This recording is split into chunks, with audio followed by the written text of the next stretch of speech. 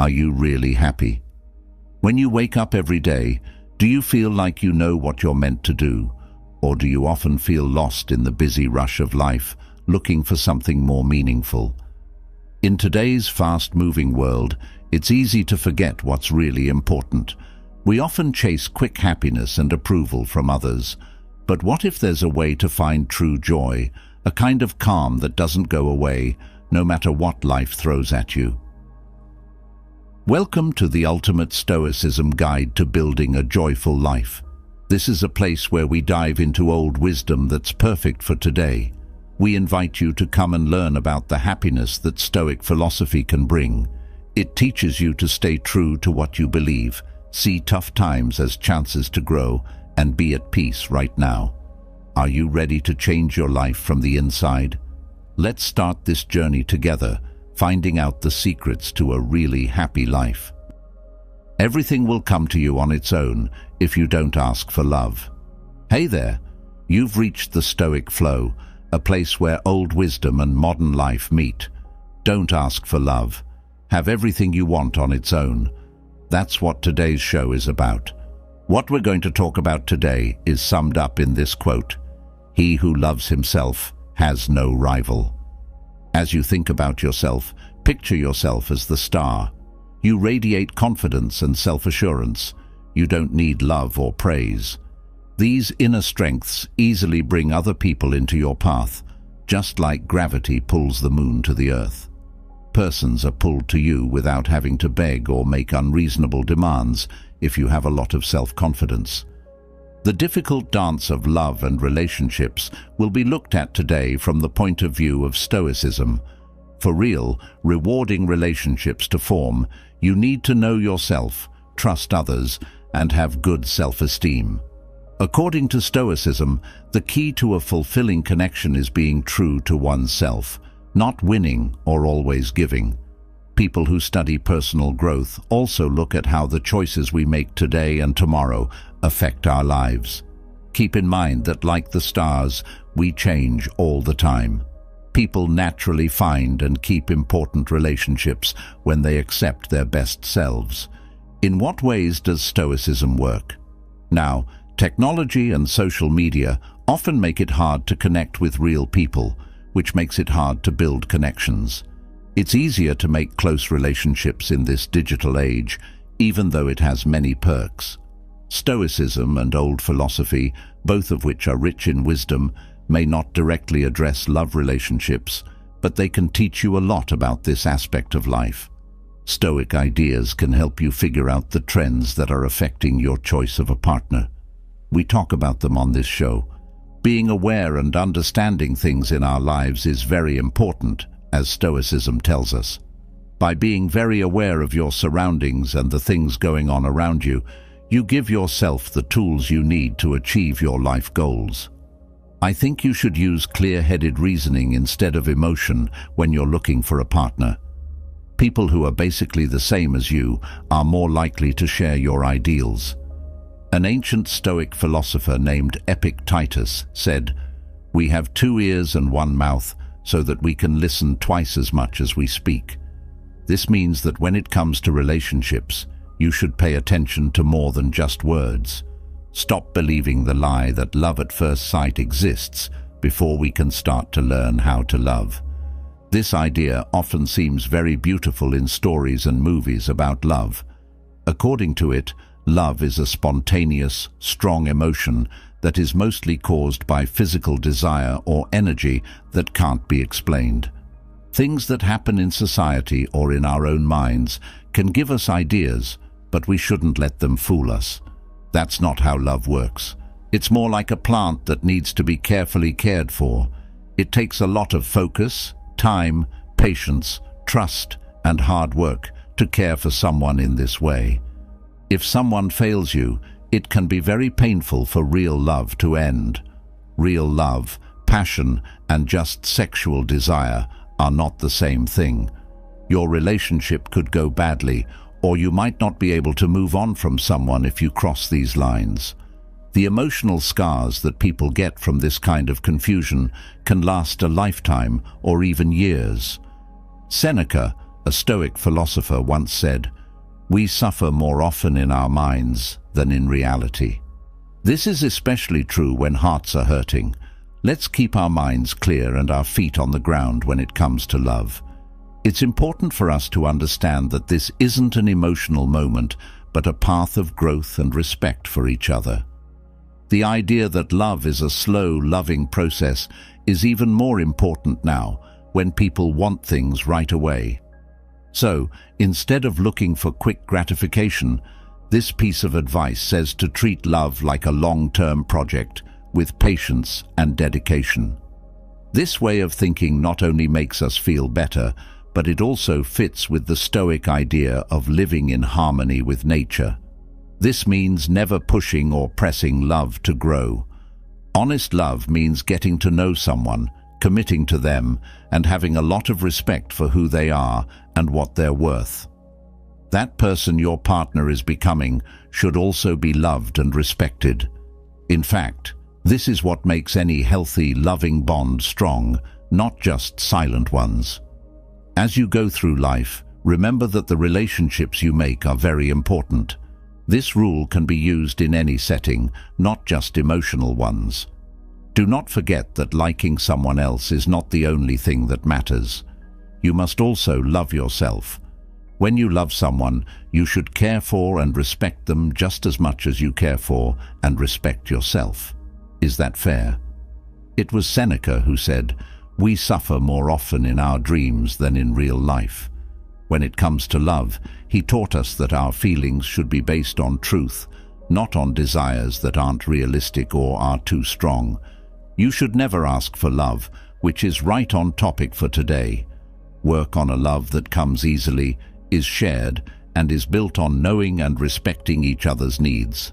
Friends, finally, try to get to know each other well enough and love each other as a Stoic, that love comes naturally. Don't forget to use your wisdom to keep your feelings in check and let your connections give you strength and calm. Not only will this make your love life better, it will make your whole life better. When you give something, you get something back, according to Stoicism. We should all work to make the town we live in a better place by being linked. We can really use this idea of exchange in our personal relationships, especially sexual ones. For a shared life to work, we need to show our partners how much we value what they do for us and make our relationship stronger. There is a beat of respect and awareness in this, like when two people dance and both give and take steps at the same time. There is a very important lesson we can learn from Stoicism about love. Never ask for love. Two minds should talk and respect each other when love is real and deep. It is very important to respect yourself and know what you're worth. Stoic wisdom tells us that in a relationship, we should never give more than we receive. Making sure that both people love and work hard is what this is all about, not keeping score. The philosopher Epictetus said, "We have 2 ears and 1 mouth, so we can listen twice as much as we speak." This means that when we're with someone, we should consider both our own and their needs, making sure that we give and receive in a balanced way. If yourself is giving more love than getting, it's time to rethink your relationship. Maintaining your dignity and knowing when it's time to move on will be made easier by this. No matter how much it hurts, this is important for a healthy heart and mind. Stoicism tells you when to let go for your own benefit and not to suffer alone. Let's follow the Stoic virtue of exchange and make sure that our relationships are based on respect, understanding, and fair giving as we maneuver through the waters of love and relationships. Real love should always feel like an honor, never a burden, and it should go both ways. Self-respect in the setting of relationships, which functions as a beacon, illuminates the path to real happiness and mental resilience. Imagine yourself in a situation where you're struggling to find happiness and your partner's actions are constantly making you feel bad. That situation will only make your pain last longer and slowly destroy your self-respect if you stay there, even after honest talks and pleas for change. When someone loves and cares for you without doing the same for them, your inner light starts to fade. Know that you have the power and need to stop a relationship that isn't good for you and love and respect yourself during these times. It's amazing how time, with its infinite wisdom, can heal even the darkest mental wounds. But scars don't always mean that someone was hurt, even though they last a long time. It's important to realize that we have no control over how other people act. The Stoic attitude can help you see things more clearly and with more wisdom when things are bad. We can't change the outside circumstances, but we can always choose how to respond to them, said the Stoic philosopher Epictetus. Stoicism teaches us to focus on moving forward with self-respect and dignity, leaving behind what doesn't make us happy and taking only the lessons learned and the strength gained. Keep in mind that your thoughts and feelings are not the only things that make you who you are. After a breakup, you can decide how to handle things. You will acquire more wisdom and have a better understanding of your life's journey if you choose to act with dignity. Today's problems with love and relationships are a lot like this way of thinking. It also gives us good advice on how to deal with these tough emotional areas. It's important to look for a life partner beyond the clear, above and beyond physical appeal. Of course, how someone looks does affect their relationship. It's like a spark in the puzzle of love. That being said, keep in mind that it's only brief. It was said by the Stoics that outward beauty changes quickly, like a leaf in the wind. Look at the person's inner beauty, attitude, and views that will help the relationship last instead. If your relationship is built only on youth and beauty, you will lose yourself in the long run. As the years go by, look for a stronger relationship that will last. Beauty is just a dream that changes based on what society wants, so don't get caught up in it. The past is gone, but the future is possible to think about.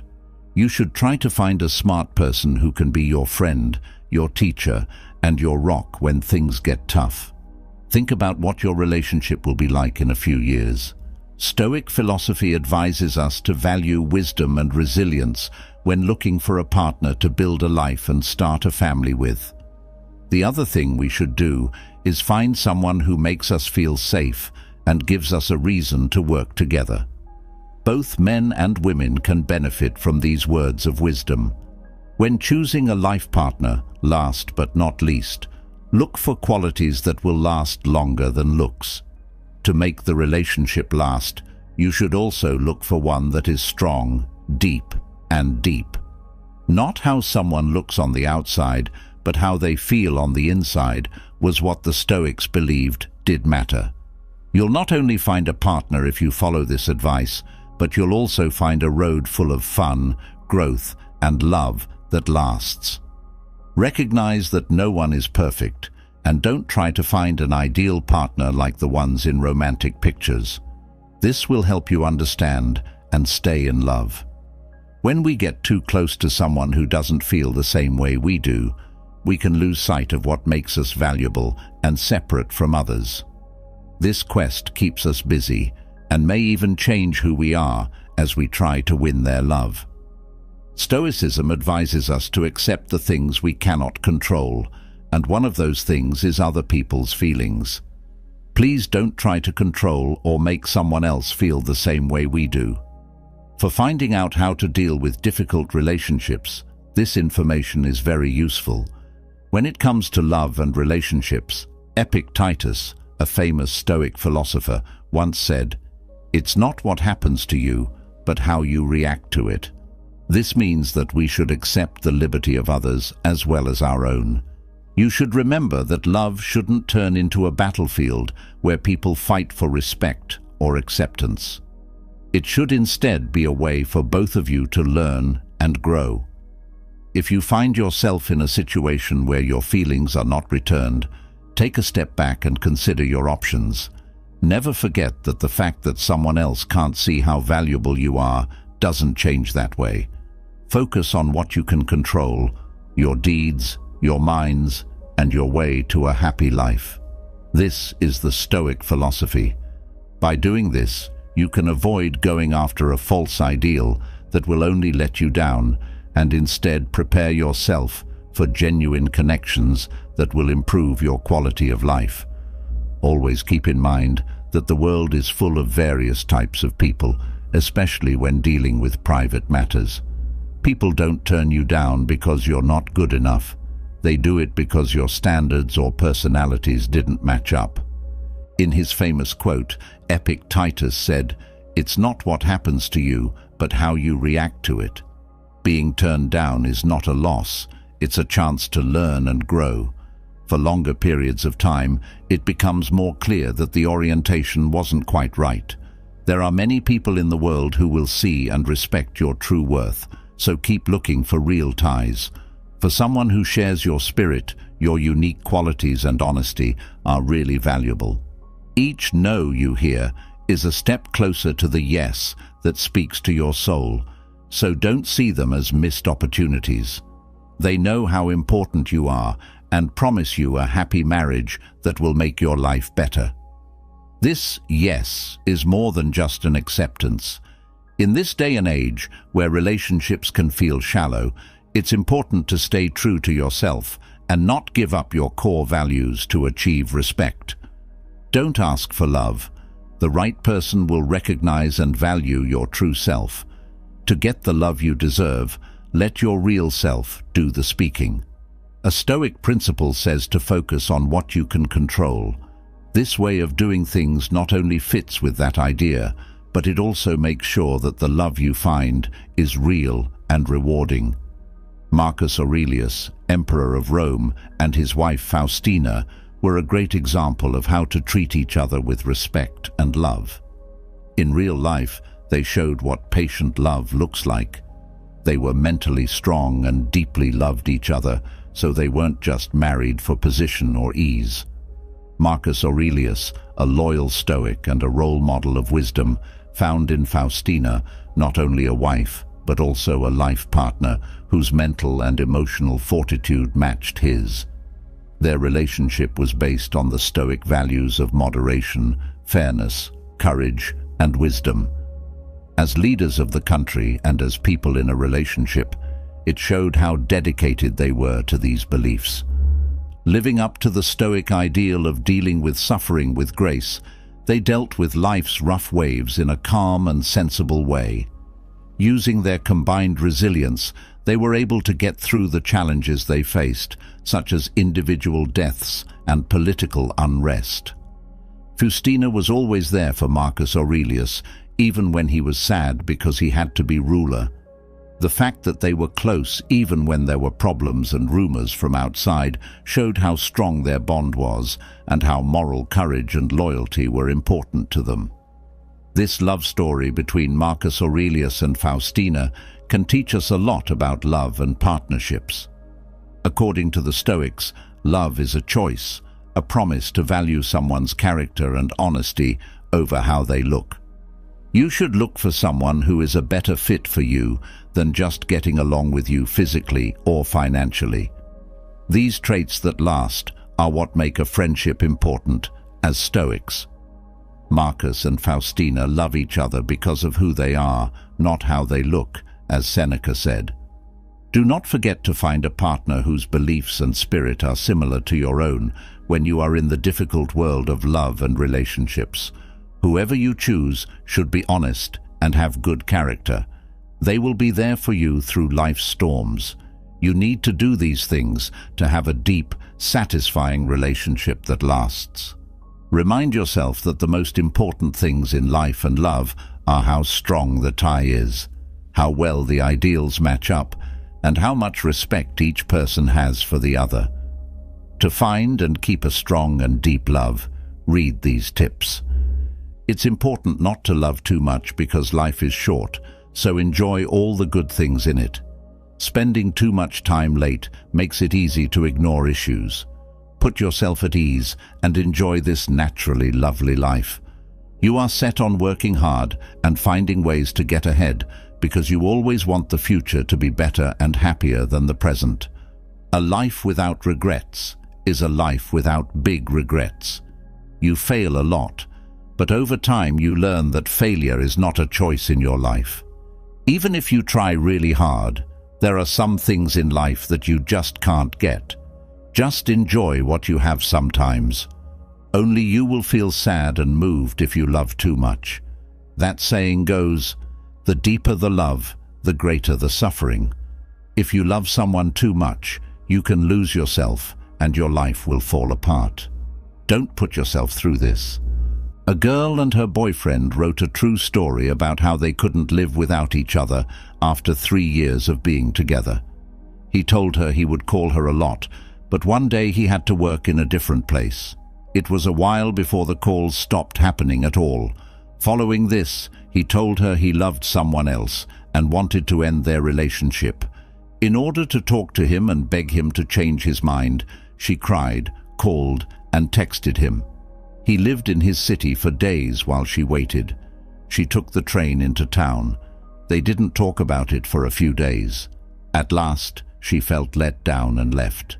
To pay for her ticket, she borrowed money from a friend and never looked back. Around that time, she looked like she was an adult. It's just you and that person who loves someone deeply, but no one else feels or appreciates it. Asking someone to love you isn't always better than loving them too much. Before you ask other people to love you, you need to love yourself first. A lot of people will come into your life. Not all of them will be able to stay with you until the end, but some will. You may only need someone for a short time if you love them very much. Never underestimate the importance of self-love. A love that is too deep can quickly drown you, so keep that in mind. Do you believe in love so strongly that you would sacrifice your nature and dignity to have it? It's important to love yourself before anyone else can love you. Going to the graveyard quickly is possible if you don't stay up late. Many people don't get enough rest, but their bodies need it to wind down after a long day. Some people don't go to sleep at night, that they can only be themselves at night because the things they do during the day have taken up all their free time. Their minds are still not making sense about how the things they are doing are bad for them and their health. There is a lot of competition for good jobs that pay well these days. Many people don't know how to work hard and fight to get the skills and traits that other people want. The goal is to get better faster. So many people stay up all night to work and study. Their lives will drag on because they don't know that staying up all night is bad for them. It's good to be alive and content with what you have now is a saying that many people don't care about because they believe they can reach their goals if they work better. What these people don't understand is that life is short and should be enjoyed. These words are sometimes ignored by kids who are too young to understand what they mean. When you're young, you always hope for a better future, so you work hard and look for ways to improve your self-esteem. It's a big mistake to try to live a perfect life and never fail. Some kids won't get this until they're adults, so it's too late for them. Take care of your health and enjoy life instead of worrying too much about how important success is. Getting to the graveyard quickly is possible if you don't stay up too late. Not being great is not as important as having fun. Getting enough sleep will make you feel good the next day. Studying and working will be fun for you. Too much thinking is what makes things worse. This makes a lot of people unhappy because they think and worry too much. Although they know that dwelling on the past and the future does not assist them, they do so. They want everything to be perfect, so they think too much. The idea that they need to be perfect hurts them. They don't understand. They worry too much about what other people think, which makes them think too much. These people don't understand that what they're doing is bad for them.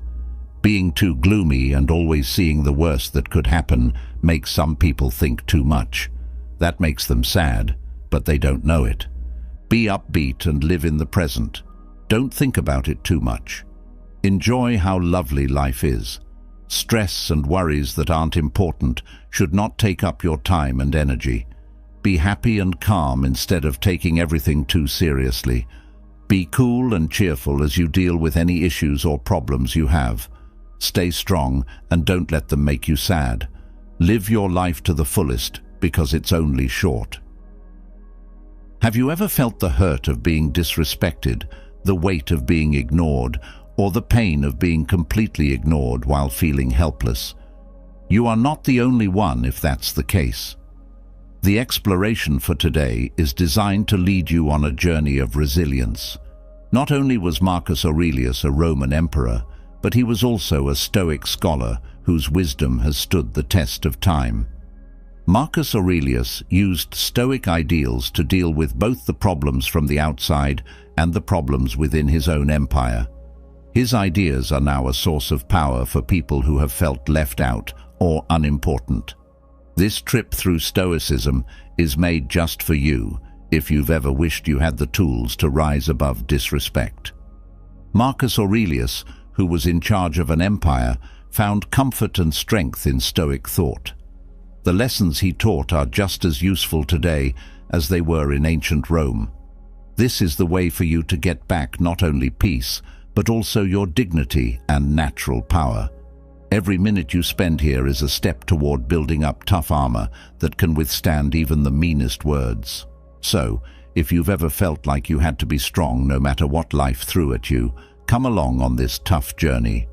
Let Marcus Aurelius be your guide as you arm your minds with ancient wisdom that fosters a dignity that not only protects you from disrespect, but also pushes you toward a life of strength, dignity, and unwavering power. Lesson 1. Know thyself. The Stoic defense against disrespect. A timeless concept that starts our trip into the world of Stoic wisdom is know thyself. It is said that Stoicism is like a strong shield against the arrows of disrespect. This old saying can be heard ringing through the halls of philosophy.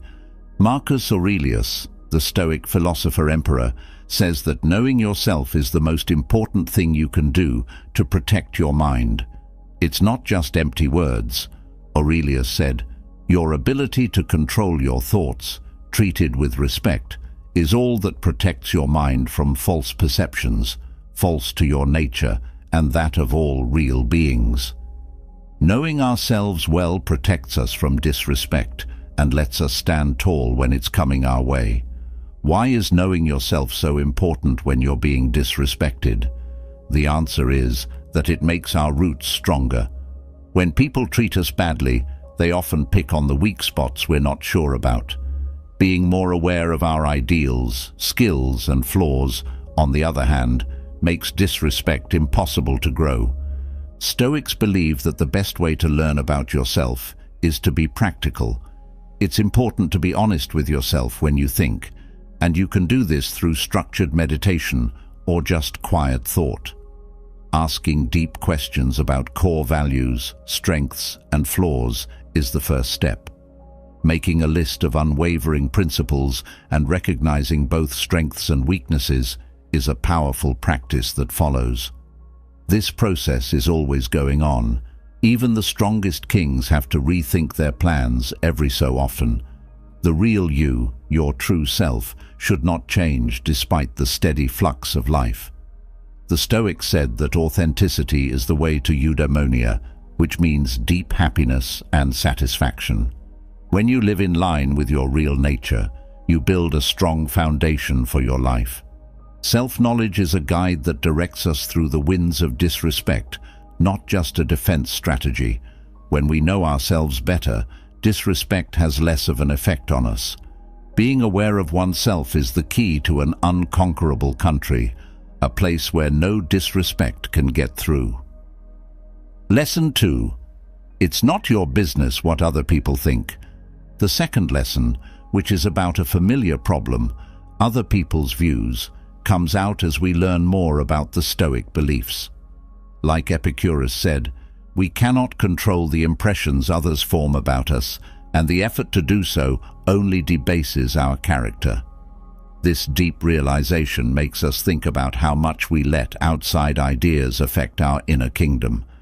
Think about how much time and mental energy you've wasted worrying about what other people think of you. Marcus Aurelius said that caring about what other people think is a bad way to give up your power. Trusting judges with the keys to your inner kingdom is like giving up control of your castle. Why do we give other people's opinions so much weight, especially when they are disrespectful?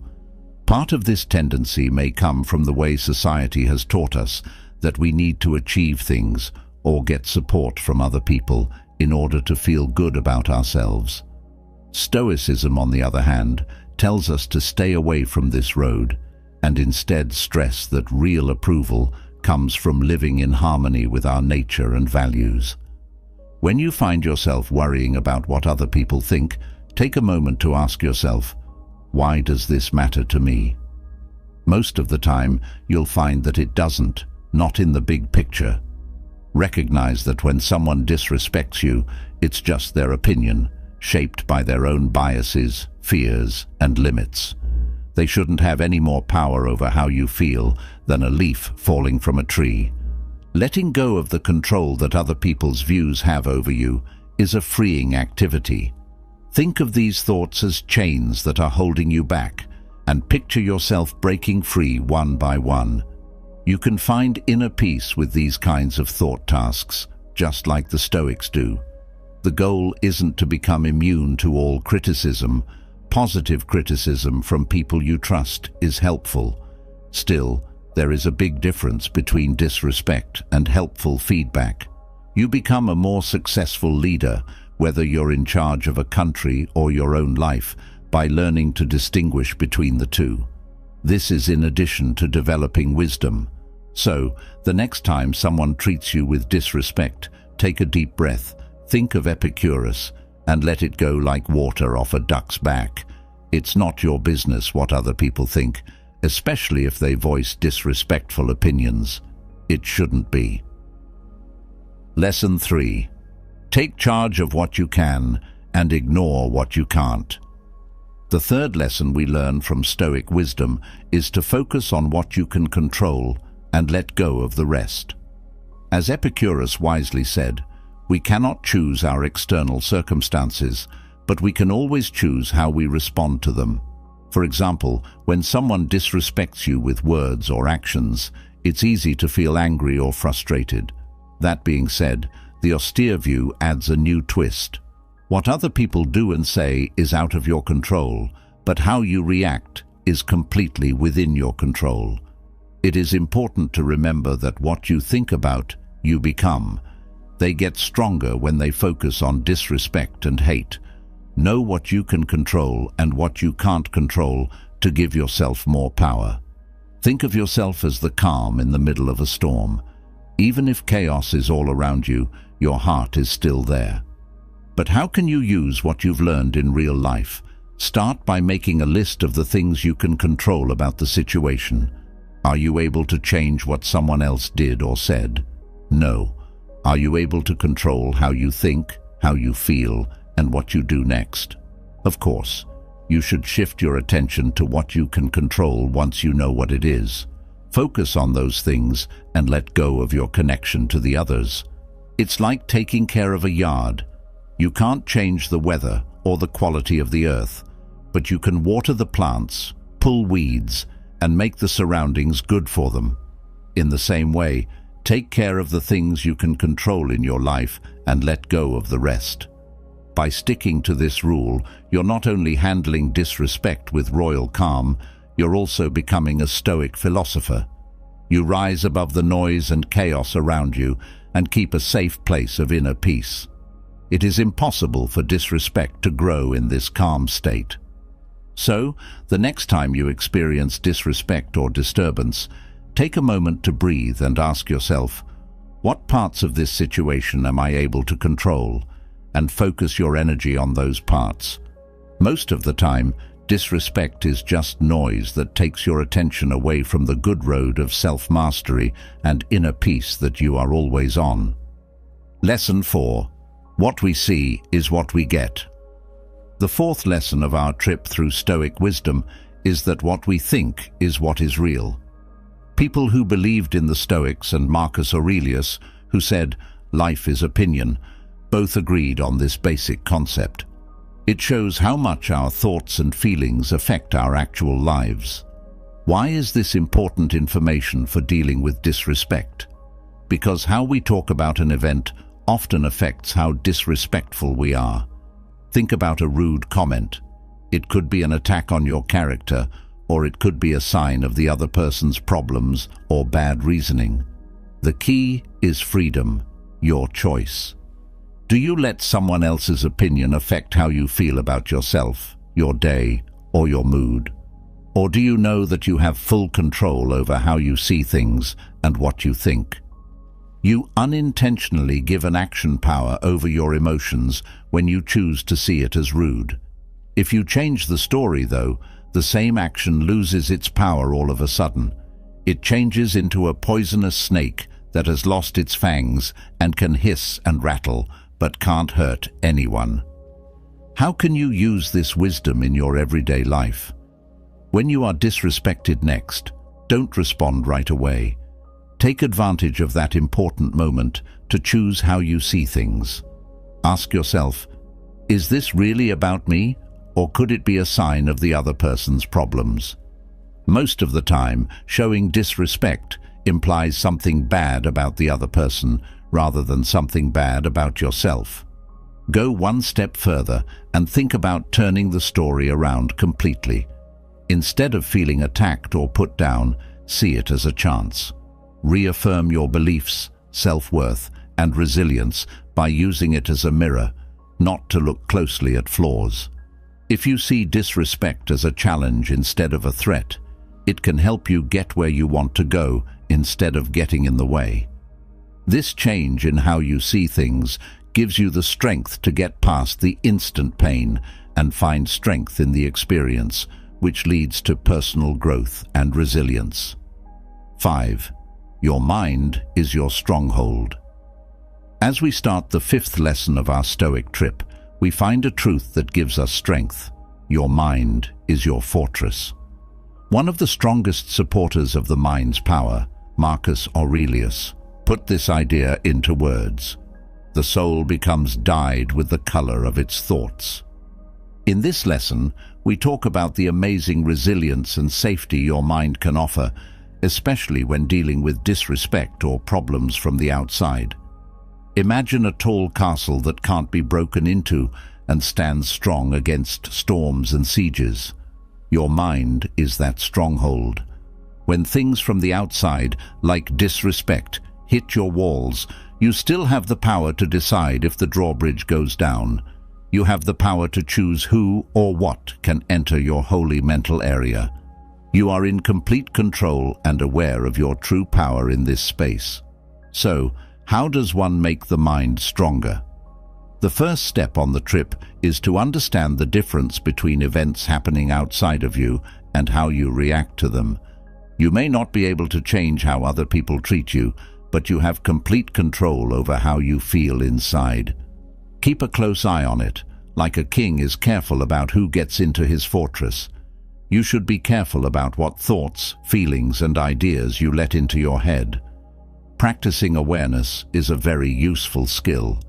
Pay attention to your thoughts as they come up and decide if they help you or hurt you. Being mindful lets you stop negative thoughts at the gates and look at them carefully before they get inside your fortress. Once you know what they are, replace them with ideas that are in line with your ideals and views of yourself. Emotional resilience building is another effective method. Think of each disrespectful act as a mock attack on your castle, a test of its walls and defenses. Your walls get stronger with each battle. Resilience is the ability to bounce back from adversity and disrespect without becoming isolated. It will take some time to build your fortress.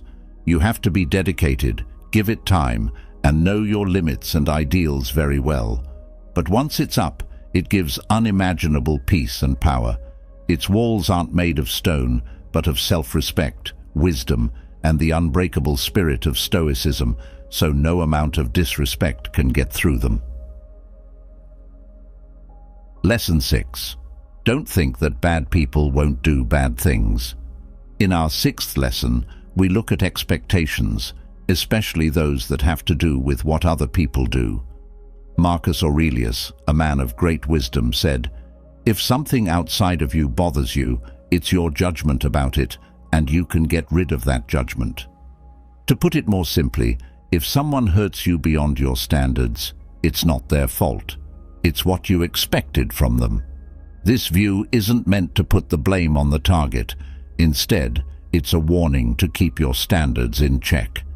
Think about dealing with someone who acts disrespectfully or badly all the time. Every time they act in a way that is true to who they are, it hurts you, even though you seem to be expecting something different. This lesson gives you the courage to stop expecting dangerous people not to hurt you. It's in their nature, just like you wouldn't blame a scorpion for biting. It doesn't help to feel emotionally attacked when someone is just being themselves. By not setting unnecessary goals for yourself, you keep your emotions from getting out of hand. Taking this proactive step is like building more walls around your castle. When you know what to expect, you can plan ahead, keep your emotions in check, and deal with others with clear understanding. In real life, if you find out that someone is mean or rude, you should change your standards and amount of involvement with them.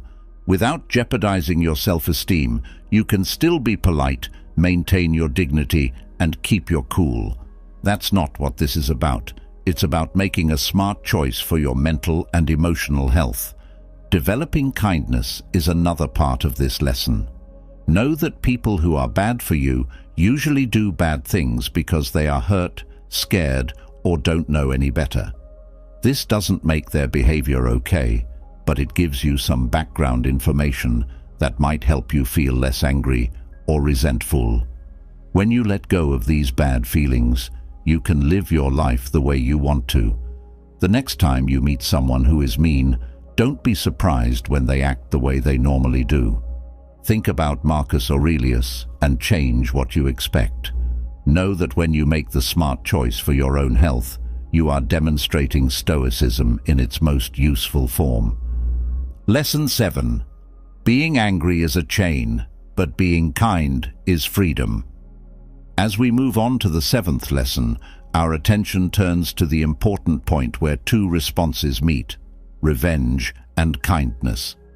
The immortal words of Seneca ring in our minds: delay is the best cure for rage. When we are treated badly or disrespectfully, our reaction may be to get back at the person who hurt us and even the score. Stoicism, on the other hand, asks us to go beyond this urge, showing us that revenge starts a chain reaction, while kindness leads to freedom. Think about what revenge means. At best, it gives you a short-lived sense of joy and fairness. In a deeper sense, revenge keeps a circle of harm going, one that traps both sides in an endless loop of bad feelings. Each act of payback leads to another, creating a chain that can't be broken. As long as this chain holds you, you're not really free. On the contrary, there is kindness. Being compassionate doesn't mean putting up with rude behavior or giving up when you're being mistreated. Instead, it means letting go of automatic, and often harmful, habits of behavior and picking a higher road that frees your mind and emotions. What does this mean for you in your everyday life? First, go back and read the last lesson again, keeping in mind that bad people often do bad things because they are having a hard time. This knowledge can help people care about each other. Then, take a step back and think about what revenge will really do. Will it make you happy in the long run, or will it keep you stuck in a loop of bad feelings? Instead of getting back at them, try to calm things down.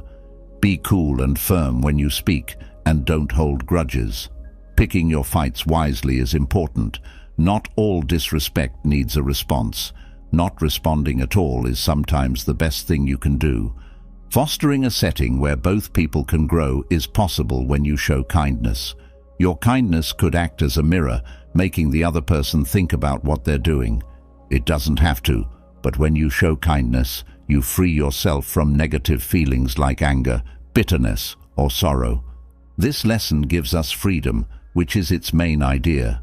The power to decide what you do, how you feel, and eventually, the course of your life. Compassion gives you the strength to take charge of your life, free from chains and weight. Lesson 8. Visualizing bad things. As we move on to the 8th lesson, we learn about a Stoic practice that seems strange but works incredibly well: negative imagery. We cannot choose our external circumstances, but we can always choose how we respond to them, said Epicurus in a quote from his wisdom. We train ourselves to handle hardship, including instances of disrespect, with grace and resilience through negative thinking. What does it mean to visualize negatively? It makes us think about what might happen if things don't go as planned, causing problems, losses, or acts of disrespect. You might ask, why think about bad things happening? There are 2 reasons for this: being ready and appreciating what you have. Thinking about possible bad things can help you in 2 ways. First, it prepares your mind for the chance of bad things happening, which makes them less shocking when they do. This is like a fire drill. Learning how to put out a fire makes you better prepared for the real thing. Second, imagining bad things that could happen makes you value the things that are going well in your life more. When you think about losing something important or going through hard times, problems like disrespect in the moment become more meaningful. You know that things could be worse, which makes the present moment more acceptable and even nice. How do you make this a part of your daily life? Every day, spend a few minutes visualizing bad things. Imagine losing your things, having relationships end, or dealing with disrespect from different people. Give yourself full access to the feelings that come with these images.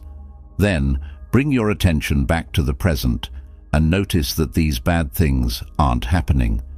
Let us now make a link to how to deal with disrespect. Because you've already imagined situations where you face disrespect, a single incident has less of an effect. When things get tough, you can tell yourself, this is what I prepared for, and handle it like a wise old man. Your mental balance stays the same, and you move forward without being affected, ready to face whatever comes next. Lesson 9. Think about things and meditate. As we look into the 9th lesson, we come to the deep practices of meditation and thought. According to Marcus Aurelius, the happiness of your life depends upon the quality of your thoughts. This ancient wisdom shows how important it is to think about yourself, and his lasting work, Meditations, is proof of this. How do meditation and deep thought help you deal with disrespect with the poise of a king? By doing these things, you can look more closely at your thoughts, feelings, and actions. Take a step back from the picture to see the whole thing. In highly charged situations, like when you feel disrespected, being close can make it hard to see the bigger picture, which can make you act on impulse or make it hard to make good decisions. Giving yourself time every day to think and meditate can help you relax and clear your mind. Taking this conscious pause gives you time to think about things without bias, even if you think someone was being disrespectful. What were the things that led to it? Was your answer correct? Could a calmer response have been picked? Mindfulness meditation, in particular, makes this process of reflection better. It helps you become more aware of your feelings and thoughts without judging them. This increased awareness acts as a cushion, stopping you from reacting quickly to disrespect or other bad things that happen. Still, it's useful for more than just judging events and responses. Think about how you can use the things you've learned in real life. You might realize that someone's disrespect made you upset because of an expectation you had. Instead, you might find that the disrespect hit on a sensitive part of your life, showing you where you need to grow as a person. No matter what insights you have, use them to build your personal growth, your resilience, and your daily life into a more deep expression of Stoic principles. Embrace change in Lesson 10. We've reached the 10th lesson in Stoic wisdom. Accept that things change. Seneca said, He suffers more than necessary who suffers before it is necessary.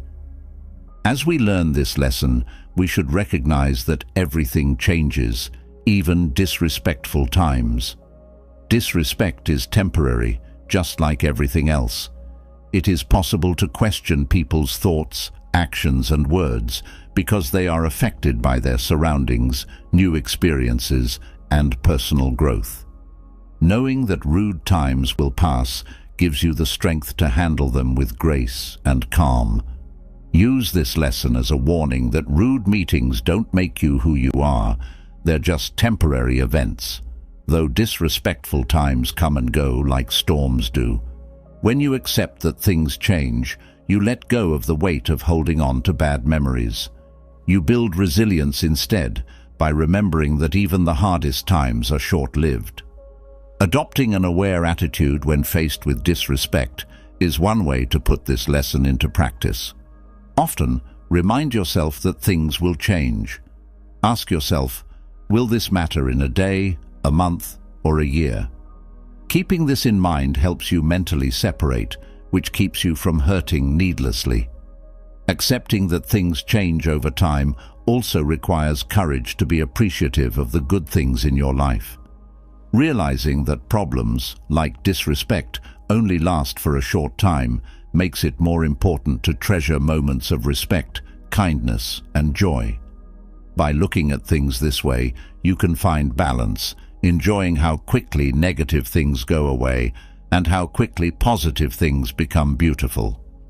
Lesson 10 essentially urges you to go with the flow of life and accept that disrespect, like everything else, is a part of the constantly shifting currents.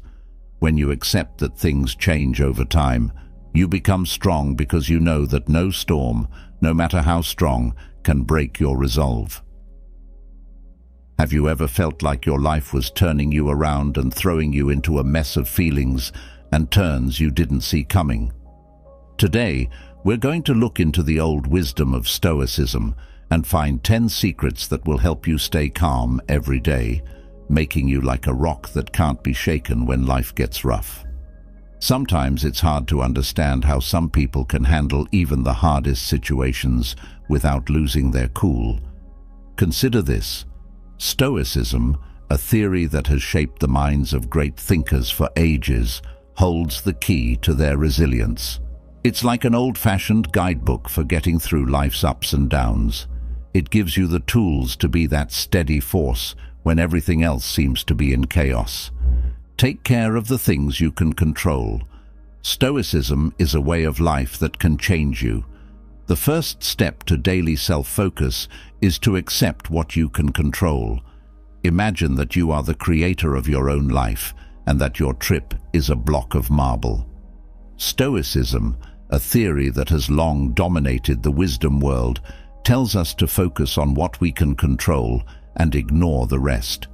It's like being able to control how you react to things in life. Philosopher Epictetus once said, "We cannot choose our external circumstances, but we can always choose how we respond to them." This makes sense when you think about it. Life does throw us things, right? The same as that marble block. Now picture yourself carving away at the marble with a knife. Every chip you see is a decision you can make about how to handle life's surprises. You are not at the hands of events. You are the one who is making your future. If every problem and failure were just a blank piece of marble ready to be painted, what would people do? Your mood and the choices you make are what you need to make a beauty out of the mess. It's not about managing things that you can't change. It's about understanding how you react and making your life your own. As it stands, you have no control over the traffic jam, the guy who cuts you off in line at the coffee shop, or the rain that falls on your show. But do you know what you can control? What you do. That changes everything. You can choose to let the rain make you sad or to dance in it. I think your answer is going to be your best. It makes you feel free, doesn't it? If you want to deal with something that you can't control, Stoicism gives you a tool. Make your own way. Don't let your feelings be controlled by what's going on around you. Do not be the sufferer. be the artist. So, in the big picture of life, be the artist who carefully shapes their experiences. Accept that you can control how you respond, what you choose, and how you feel. Things can go wrong in life, but if you follow Stoicism, you're not just a player, you're building your future. Start making your creation with that tool. 2. Amor fati, which means love your fate. Accept your fate as it comes. Seneca, a major figure in Stoicism, gives us this deep wisdom. Amor fati, which means love of fate, is like a chant. But what does it really mean?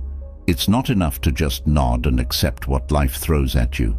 You have to hold it in your arms, love it, and look for the deep spiritual meaning in every turn and twist of your path. Think of it this way.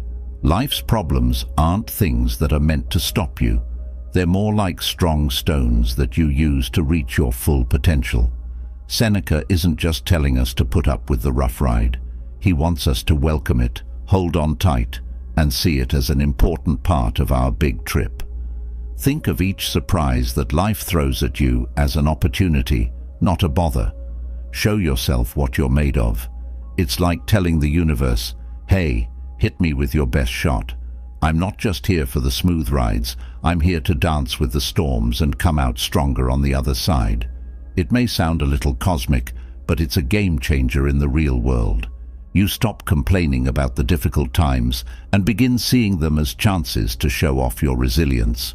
You don't have to act like everything is sunshine and rainbows. You can choose to see the beauty in the storm clouds. It's easy to be thankful when everything in your life is going well, but Amor fati wants you to be thankful for the bad times too.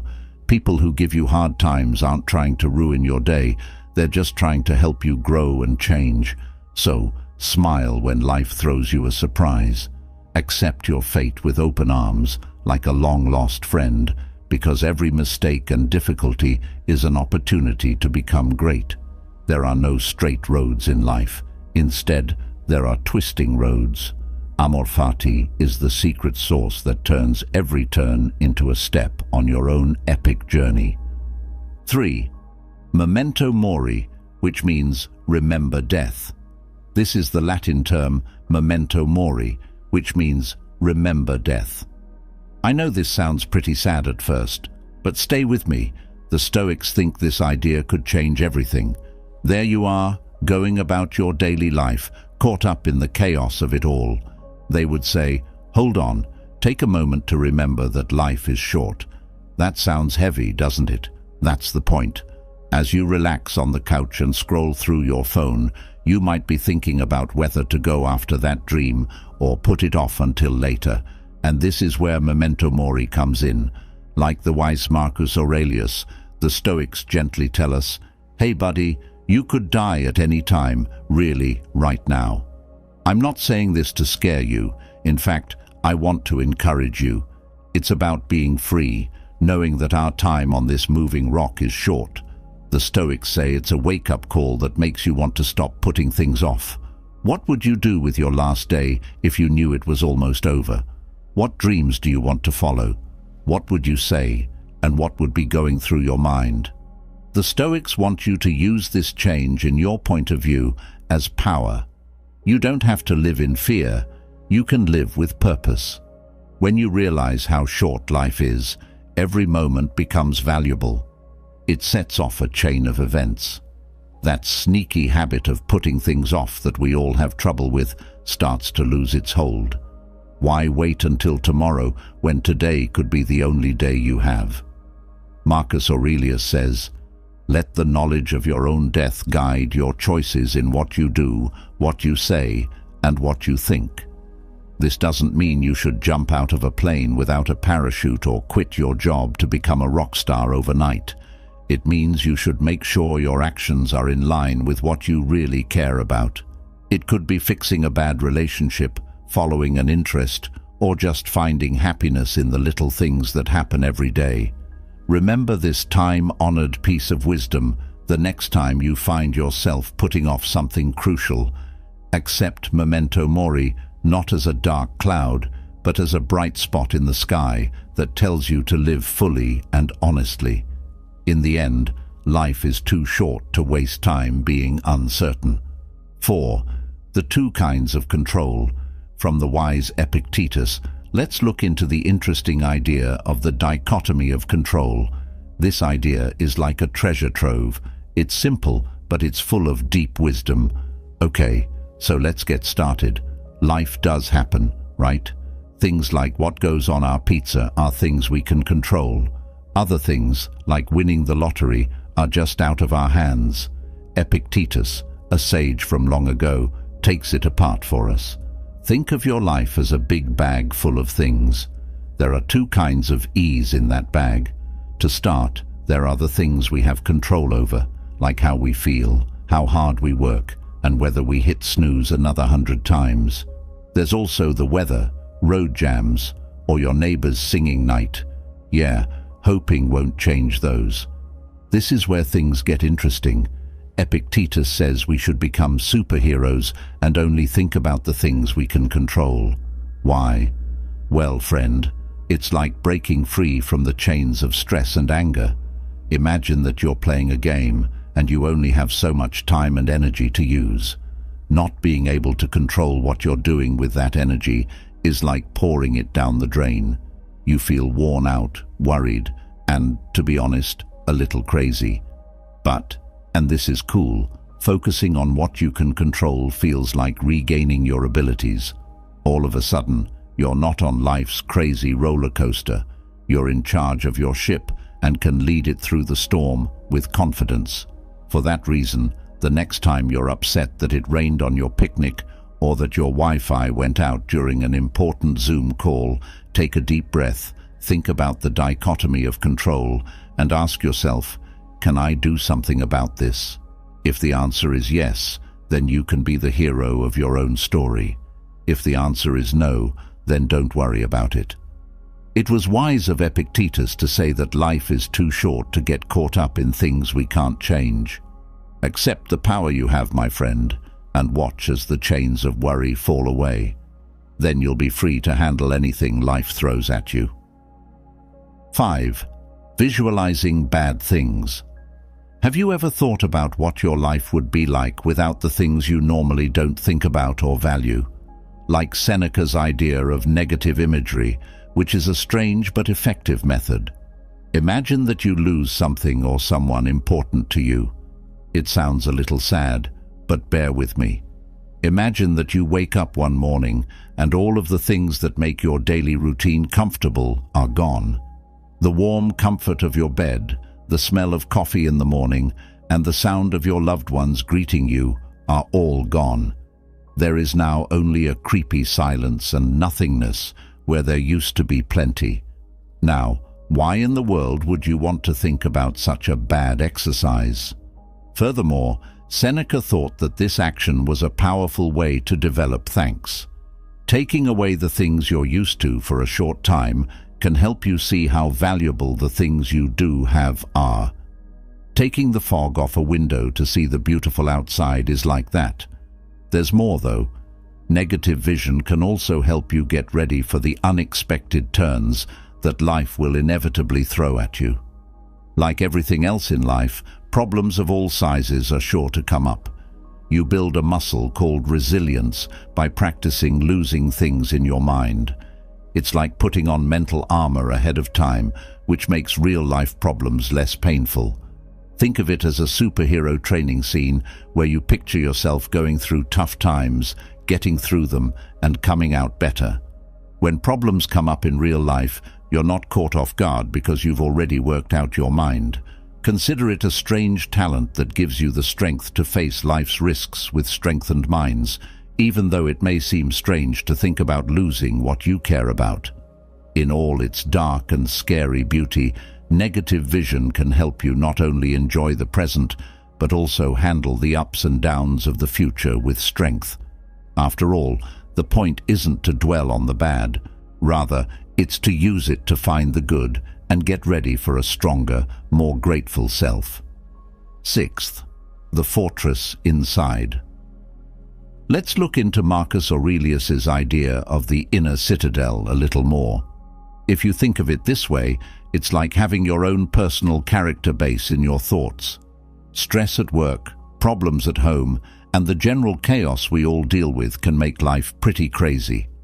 Now, Marcus says that when things are going crazy outside, you should do like a superhero and go to your inner fortress. This isn't a real place with stone walls and moats. It's more of a safe place in your mind. Think of it as your mental fortress, where you can be alone. You are the one in control in this refuge, the leader-in-chief. That's where the confusion of the outside world can't reach you. It's magically possible for you to stay cool, calm, and collected, even when storms are outside. When your boss is yelling at you, you have to meet a deadline, and it seems like the world is moving too fast. Put on your mental superhero cape and move to your inner fortress. It gives you a chance to calm down, think about what's going on, and choose how to react. Outside crazy things can't get through your mental force bubble. Marcus Aurelius isn't just telling you to find a quiet place to relax. He's giving you the keys to your own mental castle, the place where your inner power is stored. It's like having a secret power-up that makes you calm down when things get crazy. Think of it as becoming your own superhero, going from being a stressed-out person to the cool, controlled, and super-strong hero of your own story. You're not just getting through the storm in the inner fortress. You're living in it. You can learn how to keep your cool when everything else is going crazy in this mental training. Remember Marcus's wisdom and escape to your inner fortress the next time life throws you a surprise. It's not an escape. It's a plan to face the world with all of your mental superpowers at full strength. 7th, work on being detached. Let's learn how to practice separation, which is a great skill that Stoicism gives us. Here's how it works. Stoicism gives you a life jacket called healthy detachment and tells you to board it. Being uninterested or distant isn't the point. The point is to keep your worth inside, away from the storms of other people's views. Stoicism says, hey, your worth isn't up for debate in the court of other people's opinions.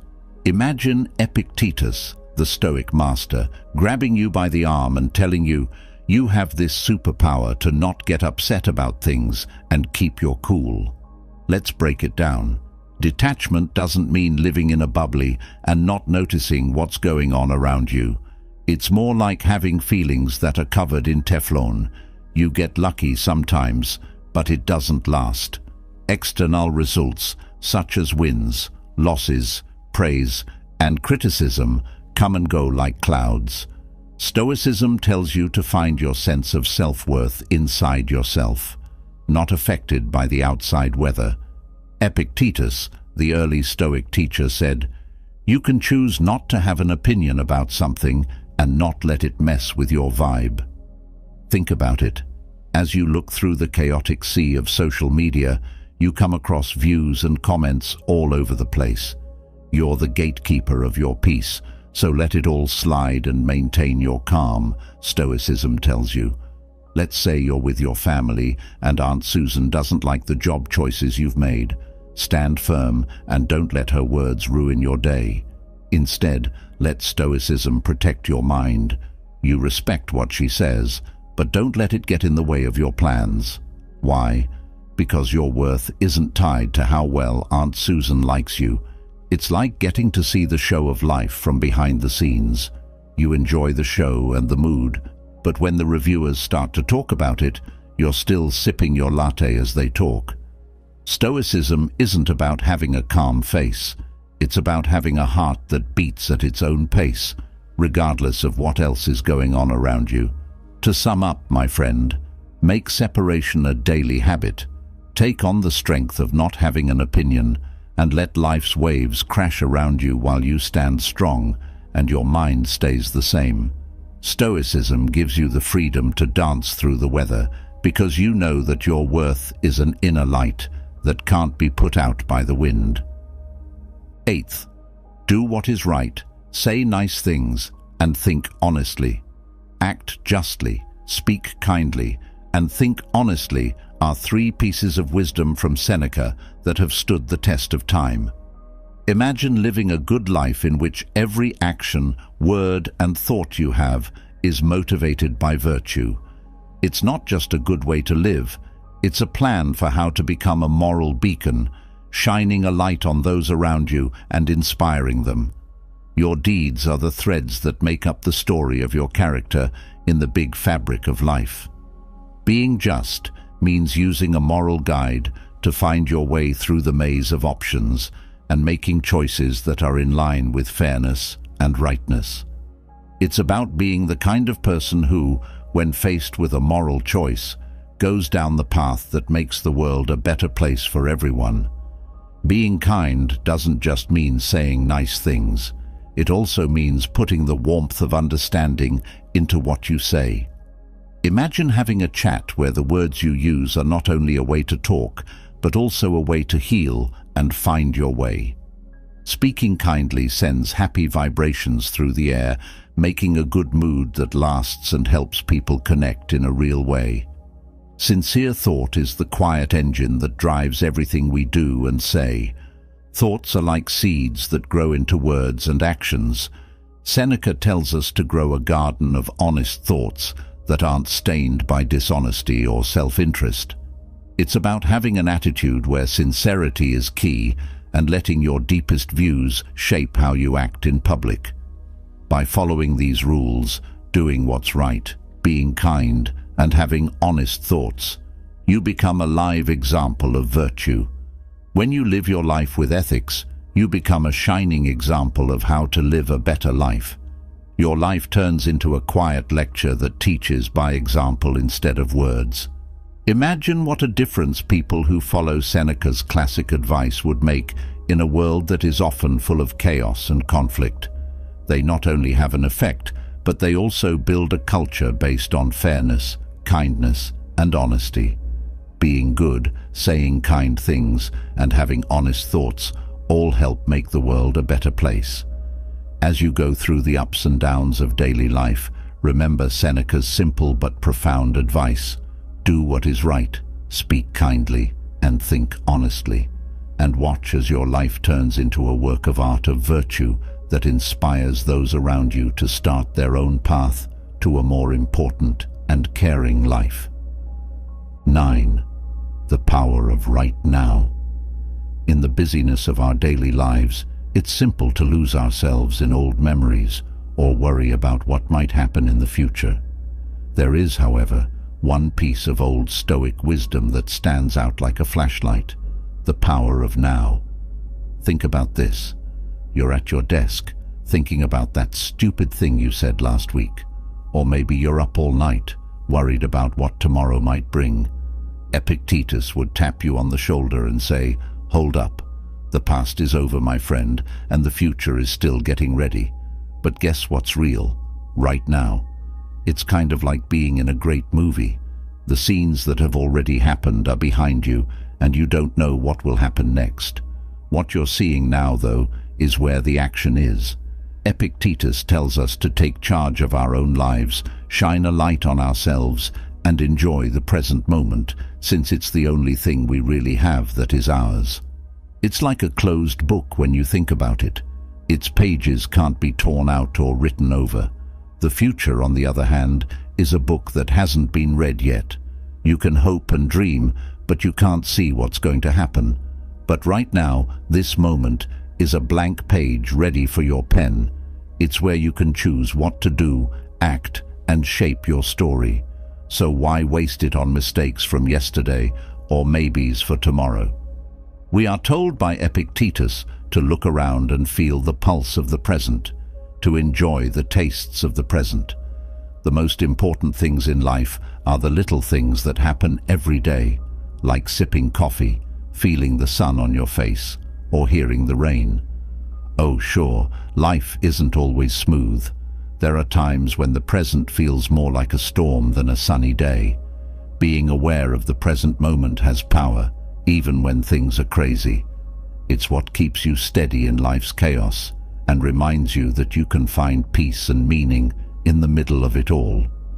Okay, friend, take a big breath, look around and realize how powerful this very moment is.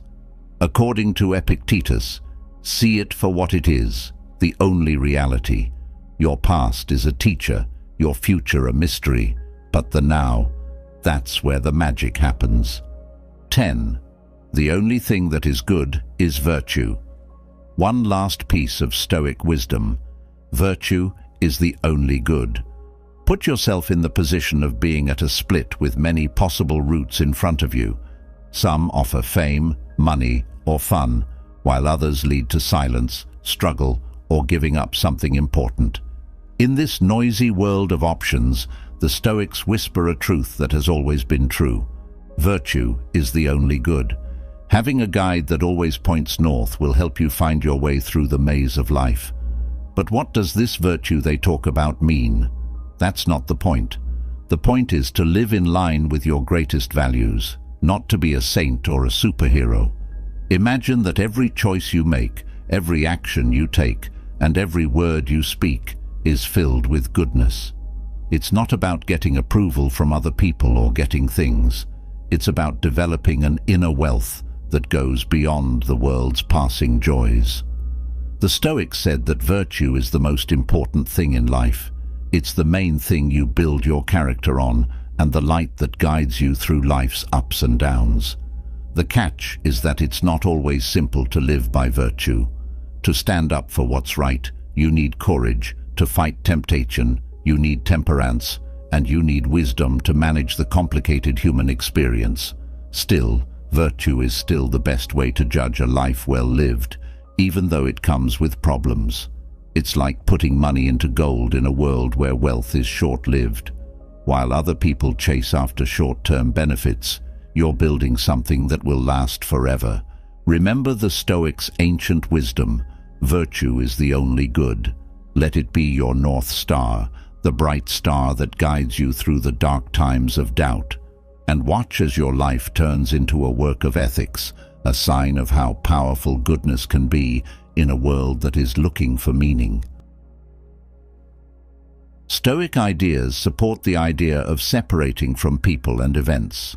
Stoicism, an old Greek theory, instructs people to find inner peace by accepting the things they cannot change and focusing on the things they can. Within this video, we will explore the lessons of Stoicism and look at how each principle can be used to carry out the steps listed for separating from people and things. Staying away from that person for a while. Stoicism shows us how important it is to keep our inner peace no matter what is going on around us. Removing yourself from someone for a short time is the first thing that you need to do to divorce them. This is not an attempt to avoid the subject.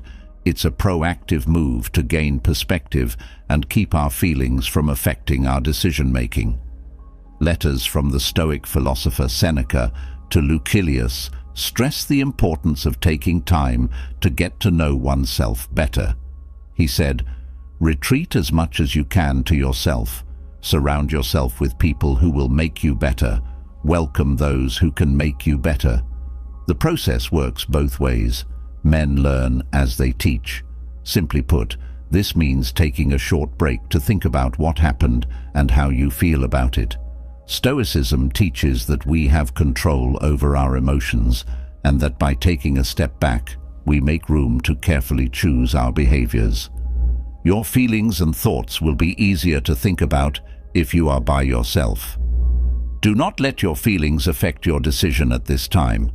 Instead, look at the case objectively. Roman Stoics believed that knowing yourself is the first step to controlling your feelings. Seneca's words support this idea. Imagine you're in a noisy, chaotic city. According to Stoicism, it might be a good idea to take a short break when dealing with difficult feelings or a confusing situation involving someone, like finding a quiet place in the city to relax. Imagine taking a break, like hitting the pause button, not to avoid the problem forever, but to give yourself a chance to think without being affected by your feelings. Finding a quiet place within ourselves was a topic that the old wisdom men, the Stoics, discussed frequently. One of those smart people, Seneca, said, "Retreat into yourself as much as you can." This is like standing back to see things more clearly. For example, it's like calling a break in a game. You don't abandon the game completely. You just take a short break to clear your mind. Like the weather, our thoughts come and go, as Stoicism says. By taking a break, yourself can calm down and consider what to do next. Don't forget that this step isn't about running away. It's about pausing to find a quiet place in the chaotic world of life. Stoicism says to take a step back because it thinks that our feelings can become overpowering and make it hard to make decisions when things get tough. We can clearly see things after a short break while the storm passes. This is where the Stoics believe we can make decisions based on reason instead of how we're feeling at the moment. If you want to relax, go for a short walk, sit in a park, or be alone in your room. Making a small area for yourself where you can think without being interrupted is highly recommended. You're not trying to escape forever. You're just trying to find some peace to think about things. Thinking carefully about whether separating from people is a smart and good choice is the second step in removing from them. Stoicism emphasizes the goal of eudaimonia, or thriving through moral greatness, and challenges us to match our actions with reason and virtue. Our natural tendency is toward virtue and social order, according to the Stoic concept of oikeiosis, which means appropriation or familiarization. On the other hand, not all partnerships help us grow as Christians. Similar to Epictetus, the Stoics told us to think about the people we hang out with and make smart decisions. Whatever happens to us outside of our control, we can always choose how to react to it. Consider how you relate to the person in question. Are they good for your sanity and moral growth? According to Stoicism, staying away from relationships that are bad for you is not a sign of weakness, but of wisdom and virtue. Being born a slave, the Stoic philosopher Epictetus showed this message by focusing on inner freedom, regardless of outside limits. Let's say you're with friends, and one of them does something that negatively impacts your mood. According to Stoicism, you should ponder whether it's a good idea to keep hanging out with this person, just like you would when picking good friends. In everyday language, it's like asking yourself, is being around this person helping me grow and be happy, or is it making things harder? The Stoic thinkers would refer to this as considering whether it's a smart move. The idea here is to consider whether the person you're dealing with is making your life better or more difficult, as Stoicism is big on picking things that make us better people. Stoics think that good friends strengthen our minds and make us better people. Consider your friend as a plant. It gets bigger and healthier if you water it, but it might not do so well if you don't. This is similar to asking yourself if the people around you are like water to your plant or more like a storm. Awesome if being with someone makes you feel like happiness. To be safe, Stoicism suggests putting some space between yourself and them. It's not about being mean or ignoring problems. It's about making decisions that are good for your mind and heart. The goal of Stoicism is to make everything in life better, including the people we hang out with. Detaching's third step, while emphasizing self-discipline and inner strength, does not encourage being alone. Because people are social creatures, the Stoic way includes looking for advice and help from people you trust. The Stoic view urges us to have an honest and open conversation with someone we trust in the third step of separating. The Stoic idea of a mental friend is someone you can talk to about your worries, fears, and problems. The significance of friendship and its function in our search of virtue were widely discussed by Seneca in his writings.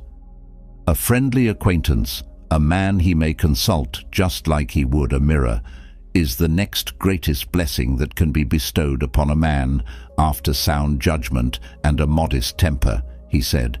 Talk about your feelings and thoughts with a trusted friend who lives by the Stoic values of virtue and wisdom. Sharing our feelings through this talk is both a way to relax and gain useful insights and points of view.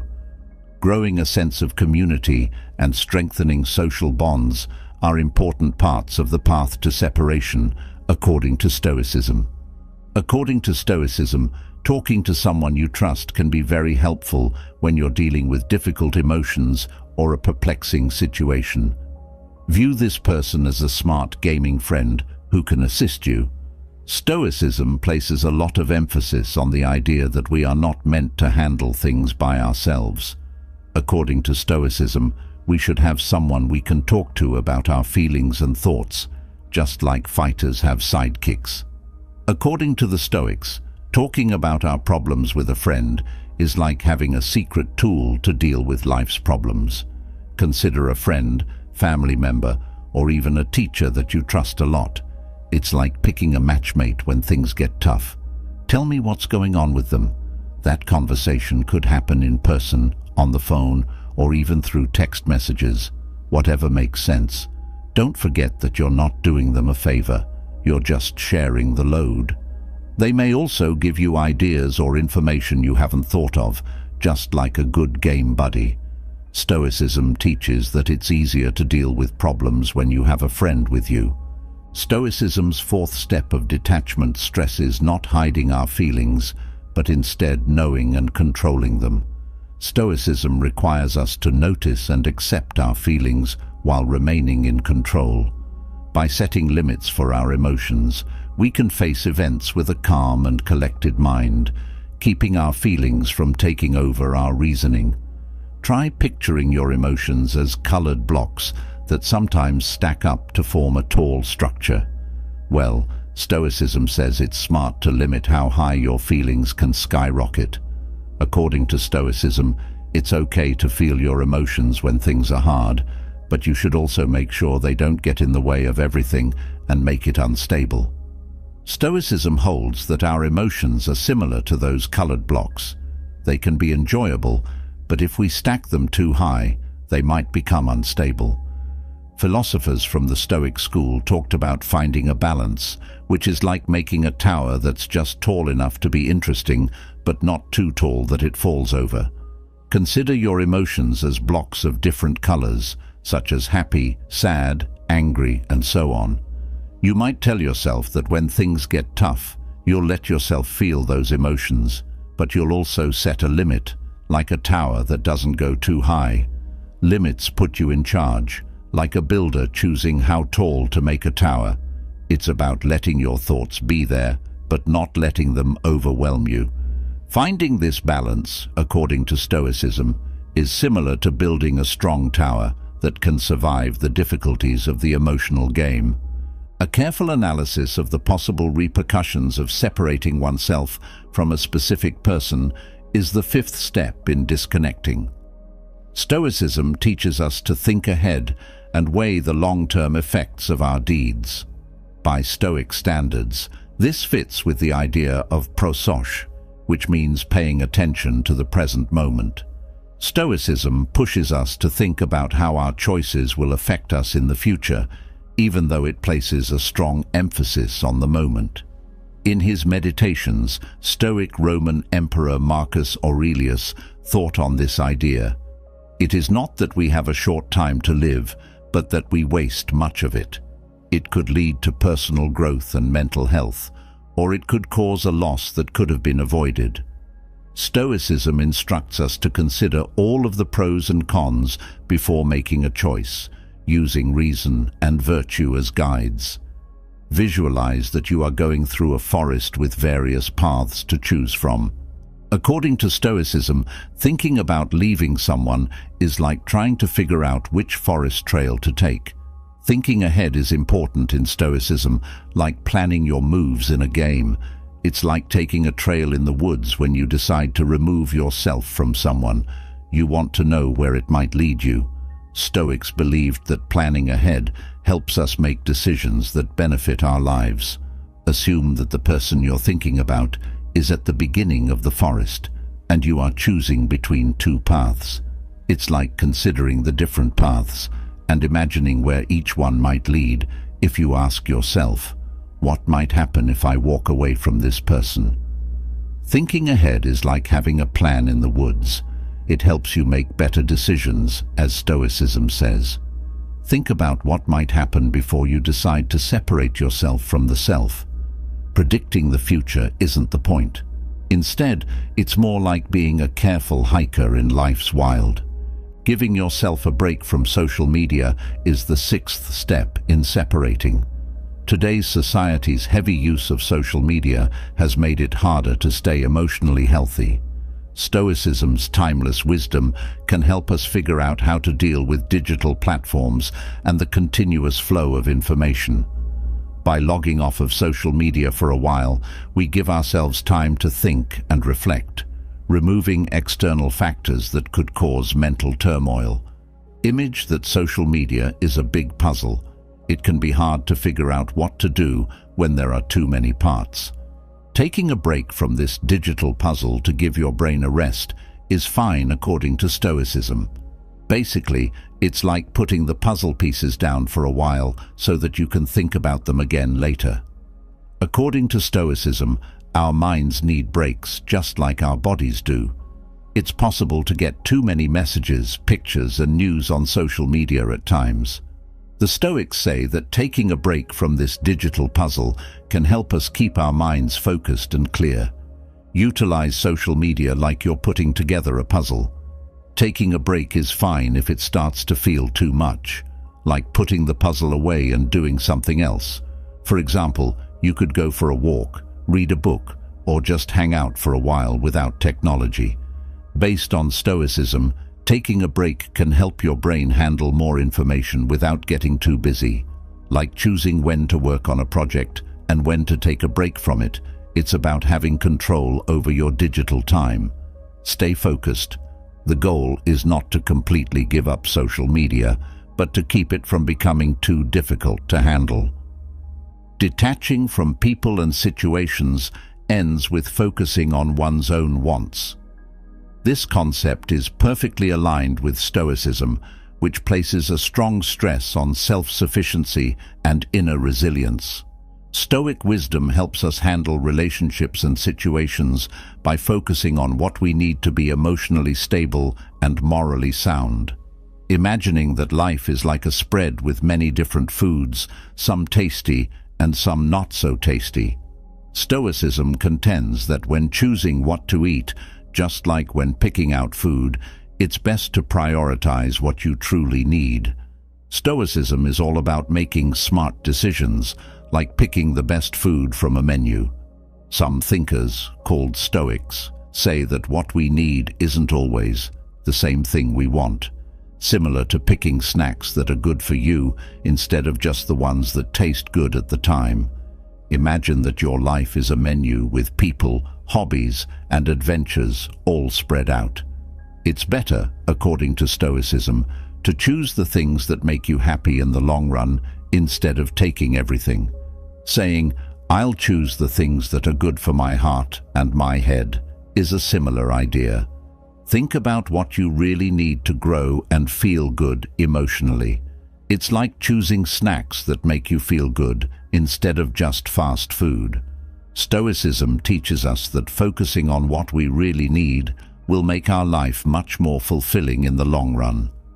Stoicism offers deep thoughts and useful advice for people who want to remove themselves from people and situations. Our actions are in line with Stoic virtues when we take a temporary step back, think about the logic of distance, communicate openly, set limits for our feelings, think about the consequences, disconnect from outside influences like social media, and focus on our basic needs. Stoicism, with its ancient wisdom, tells us that real detachment is about finding inner peace and resilience as we deal with the difficulties of life and the complexities of interpersonal interactions. Our motivation comes from the Stoic ideals, which point us toward a life of virtue, wisdom, and mental health. According to Seneca, true happiness is to enjoy the present without worrying about the future. Be silent, or let your words speak for themselves. This deep idea from Pythagoras sets the stage for what we're going to look into today. In the spirit of Stoic wisdom, we'll be exploring the art of silence and showing you 9 key cases where silence is not only valuable, but also life-changing. Silence, a tool that is frequently underutilized, has a great deal of influence over how we connect and find inner peace. The old Greek thinkers called Stoics were masters of this art. They knew very well that peace makes you strong, as the wise Epictetus said. Silence is more than just the lack of sound. It shows that your mind is calm. How to handle gossip. Stoicism, a theory based on self-mastery, provides a powerful lens through which we can view the frequently chaotic world of human relationships, especially when it comes to gossip. Our minds and deeds are where our real power lies, not the outside world, according to this old wisdom. Knowing that our inner peace and well-being are completely under our control gives us strength, no matter how much pessimism and rumors are around us. Instead of reacting to gossip, which is a normal but possibly harmful part of social contact, Stoicism suggests that you think things through calmly. Learning to keep our cool and not let rumors and bad things get to us is something we learn from it. We can rise above the rough sea of lies and keep our sense of self and dignity if we choose to react with inner strength and resilience. The Stoic theory stresses that we have the power to change how we respond to things that happen around us. What this means is that we are not useless when it comes to gossip and other people's thoughts. We can instead stand up for ourselves and keep our inner balance. The choice to focus on what we can control, our thoughts, feelings, and reactions, is not a helpless surrender. We can handle the rough seas of gossip with grace and wisdom if we follow Stoic principles. This doesn't mean we ignore what other people say and do. It just means we choose not to let them affect how we feel or how much we value ourselves. Stoicism gives us direction, letting us face these problems with a calm mind and a strong spirit, coming out on top intact and firm in our beliefs. The Stoic way of thinking is very helpful in today's world, where information and false information are everywhere. So we can focus on our own actions and thoughts. It helps us figure out what we can control and what we can't. By following these Stoic principles, we not only take care of our own mental health, but we also show others how to handle life's problems with poise and honesty. Stoicism provides a strong framework for dealing with the problems of gossip and outside judgment because it places a lot of importance on inner peace and resilience. This way of thinking gives us the strength to understand that our inner happiness and well-being are not dependent on outside events or views, but are instead under our own control. It teaches us how to stay calm in tough situations and tells us not to get caught up in problems and gossip. Stoicism tells us to rise above the storm of lies and keep our sense of self by choosing to react with inner strength and resilience. This is not an inactive position. It is an active way to take control of yourself. Being self-aware means choosing not to let outside events affect how we feel or how we see ourselves. When it comes to gossip, this means looking at things with wisdom and distance, knowing that other people's words and opinions are just their points of view and not absolute truths about us. In addition, Stoicism tells us that we can change how we respond to things happening around us. This is a strong understanding because it changes the focus from approval from other people to security inside oneself. We don't have to let the shifting waves of gossip and other people's views affect us. Instead, we can stand our ground and keep our inner balance. This way of thinking doesn't mean not caring. It means having a deep understanding of what's important, our principles, our honesty, and the strength of our character. Stoicism gives you patience and wisdom to help you find your way through the rough seas of gossip. We must have the courage to face these difficulties not defensively or violently, but rather with a calm and steady mind. We come out of it not only unharmed, but also true to our ideals, showing that we are strong enough to stand up to the short-lived and often baseless nature of stories and hearsay. Stoicism is basically a timeless and useful way to live in the modern world. It teaches us to pay attention to the things we can control, such as our reactions, emotions, and deeds. This philosophy gives us a place of peace and security in a world where outside influences are constant and often too much to handle. It helps us handle life's challenges with confidence and calmness. How to get through the storm of insults. We often have to deal with the hard winds of comments and abuse as we go through life. In order to keep our calm and find inner peace during these trying times, we must rely on our resilience. Stoicism, a theory that has stood the test of time, can help you find wisdom in these troubled times. It teaches us to trust our own morals instead of relying on other people's support, which can change quickly. When people insult us, our first reaction might be to get angry or hurt. But Stoicism tells us to look at these things in a different way. It tells us that trying to get approval from other people is a lie that hides who we really are. If you need a witness, be your own, says the Stoic saying, which tells us to trust our own ideals and views. This method changes our point of view, turning our attention from what other people say to our own feeling of self-worth and honesty.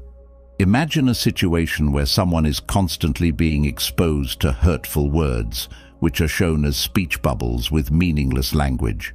Now picture the same person standing tall and calm. This picture is a strong example of Stoic resilience. The words themselves don't hurt us. How we respond to them does. By standing firm on our beliefs, we deny these insults the power to upset our inner peace. This Stoic lesson is more than just being able to handle insults. It's about building an inner wall that can't be broken by other people's thoughts and views. It's about realizing that our worth doesn't come from what other people think of us, but from what we think of ourselves. Let's look at the life of Cato the Younger, a Stoic politician and philosopher who was known for always being honest. People in his class often made fun of him, but that didn't stop him. He stayed true to his beliefs. The story of his life shows that the Stoic view that real power comes from our own beliefs, not from the approval of others. Being open to Stoic wisdom gives us a deep sense of power. We learn that we have a choice in how we respond to insults. If we choose not to get angry or upset, we stay in control of our feelings. Being cold or uncaring doesn't mean this. It means realizing that our mental health doesn't depend on what other people think. As we go through the ups and downs of life, let us keep this Stoic lesson in mind during times of insult or criticism. Let's look to our own moral sense to help us and give us confidence. By doing this, we not only maintain our ethics, but we also build inner peace and resilience that can't be taken away by outside forces. To sum up, the Stoic way of dealing with insults is not just a defensive plan. It's a way of life that you take charge of. It gives us the strength to rise above the opinions of other people and find comfort in our own self-worth. By using this lesson in our daily lives, we not only improve our own mental health, but we also encourage those around us to live a more stoic and tough life. This deep statement rings true for all of us who are trying to make sense of the complicated things in life. We often come across situations that don't seem fair as we go about our daily lives, whether they are at work, in our personal relationships, or in society as a whole. Fairness doesn't always seem to be present in these situations, which can make us feel down and fuel feelings like anger, frustration, and a desire for revenge. But Stoicism, an old idea that has stood the test of time, gives us a different view. It shows us that getting angry or wanting revenge is rarely the best way to solve a problem. Not only that, but these kinds of responses often make things worse. Our time on Earth is limited, and how we choose to spend it determines the core of our existence, as Seneca's wisdom makes clear. Stoicism teaches us to see problems not as problems, but as chances to grow as people, turning hardship into a force for good change. Think about the story of Epictetus, a Stoic philosopher who was born into slavery but found great strength and wisdom in his situation. It's important to remember that we can't control what happens in the outside world, but we can control how we respond to it. This story shows that Stoics believe we can shape our own stories and find meaning even when we are hurting and losing people we care about. Stoicism isn't just about getting through hard times, it's also about being able to thrive despite them. It teaches us to stay calm when things go wrong, to put our principles and honesty first, and to not let outside events or other people's views affect our inner peace. By encouraging us to live a life of virtue and resilience, this theory equips us to accept the losses we will inevitably face as part of our journey. To feel like we have control over our emotions, we can follow these Stoic ideals. This skill isn't about hiding your feelings. It's about being able to understand them and use them in a healthy way. It's about building resilience so that we can live a more peaceful, meaningful, and satisfying life. In the current world, let's look at the situation of getting unfair feedback at work. Taking a Stoic approach would mean taking a step back, looking at the situation clearly, and answering with calmness and honesty instead of reacting quickly or angrily. A Stoic would try to figure out why the criticism is coming from and use it as a chance to learn, which would turn a possibly bad situation into a good one. Stoicism has lessons and tips that can help people make their lives better. Life's difficulties should be seen as chances to grow. We should stay calm and honest when things go wrong, and we should live a life that respects our beliefs. By following these rules, we can deal with the unfair things that happen in life with a calm mind and a strong spirit, and we can find happiness and satisfaction along the way. Adopting Stoicism can lead to a life of wisdom and resilience when faced with unfairness. It is not that we have a short time to live, but that we waste a lot of it, said Seneca. This quote is a key part of knowing how Stoicism deals with life's problems. As we go through life, we will always come across situations that seem unfair or wrong. These events, whether they happen at work, in our personal relationships, or in society as a whole, can make us feel strong feelings like anger, bitterness, and a need to get even. Stoicism, on the other hand, offers a new way to deal with these emotions. The theory tells us that how we spend our time is more important than how short our lives are. Whenever we let our negative feelings take over because we think something is unfair, we waste valuable time that could be used more effectively. Stoicism advises us to turn our attention away from outward injustices, which are frequently out of our control, and toward our own reactions and deeds. In order to handle these difficult scenarios with wisdom and calm, this theory urges us to stop and think. We develop agency and resilience by concentrating on the things we can change, such as our thoughts, feelings, and behaviors. This way of thinking helps us break out of the loop of reacting to unfairness without thinking, so we can act with more thought and intention. Stoicism doesn't say that you should just accept wrongdoing. Instead, it says that you should go into these situations with a clear head, look for good answers, and stay away from actions that make things worse. This lesson from Stoicism gives us the strength to rise above the turbulent currents of anger and revenge. It leads us to a road of reason, inner peace, and effective problem-solving. When life throws you curveballs, think about the calm Cato the Younger.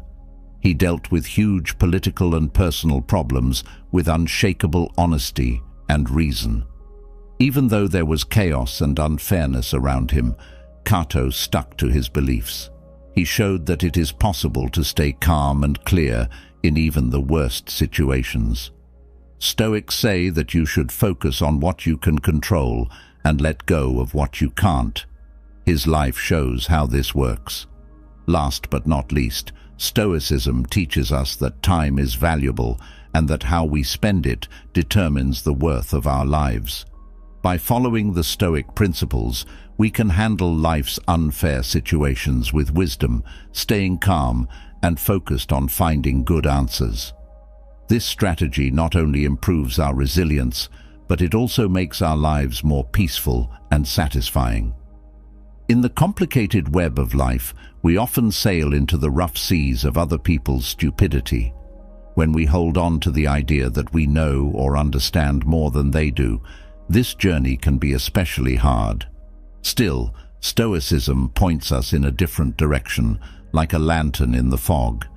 When we're ignorant, getting angry or frustrated is like going against the wind. It makes the storm worse and slows us down. Seneca, a great example of Stoic wisdom, lit the way with these words: "To be a human being among human beings and remain one forever, no matter what misfortunes happen, not to become depressed and not to falter."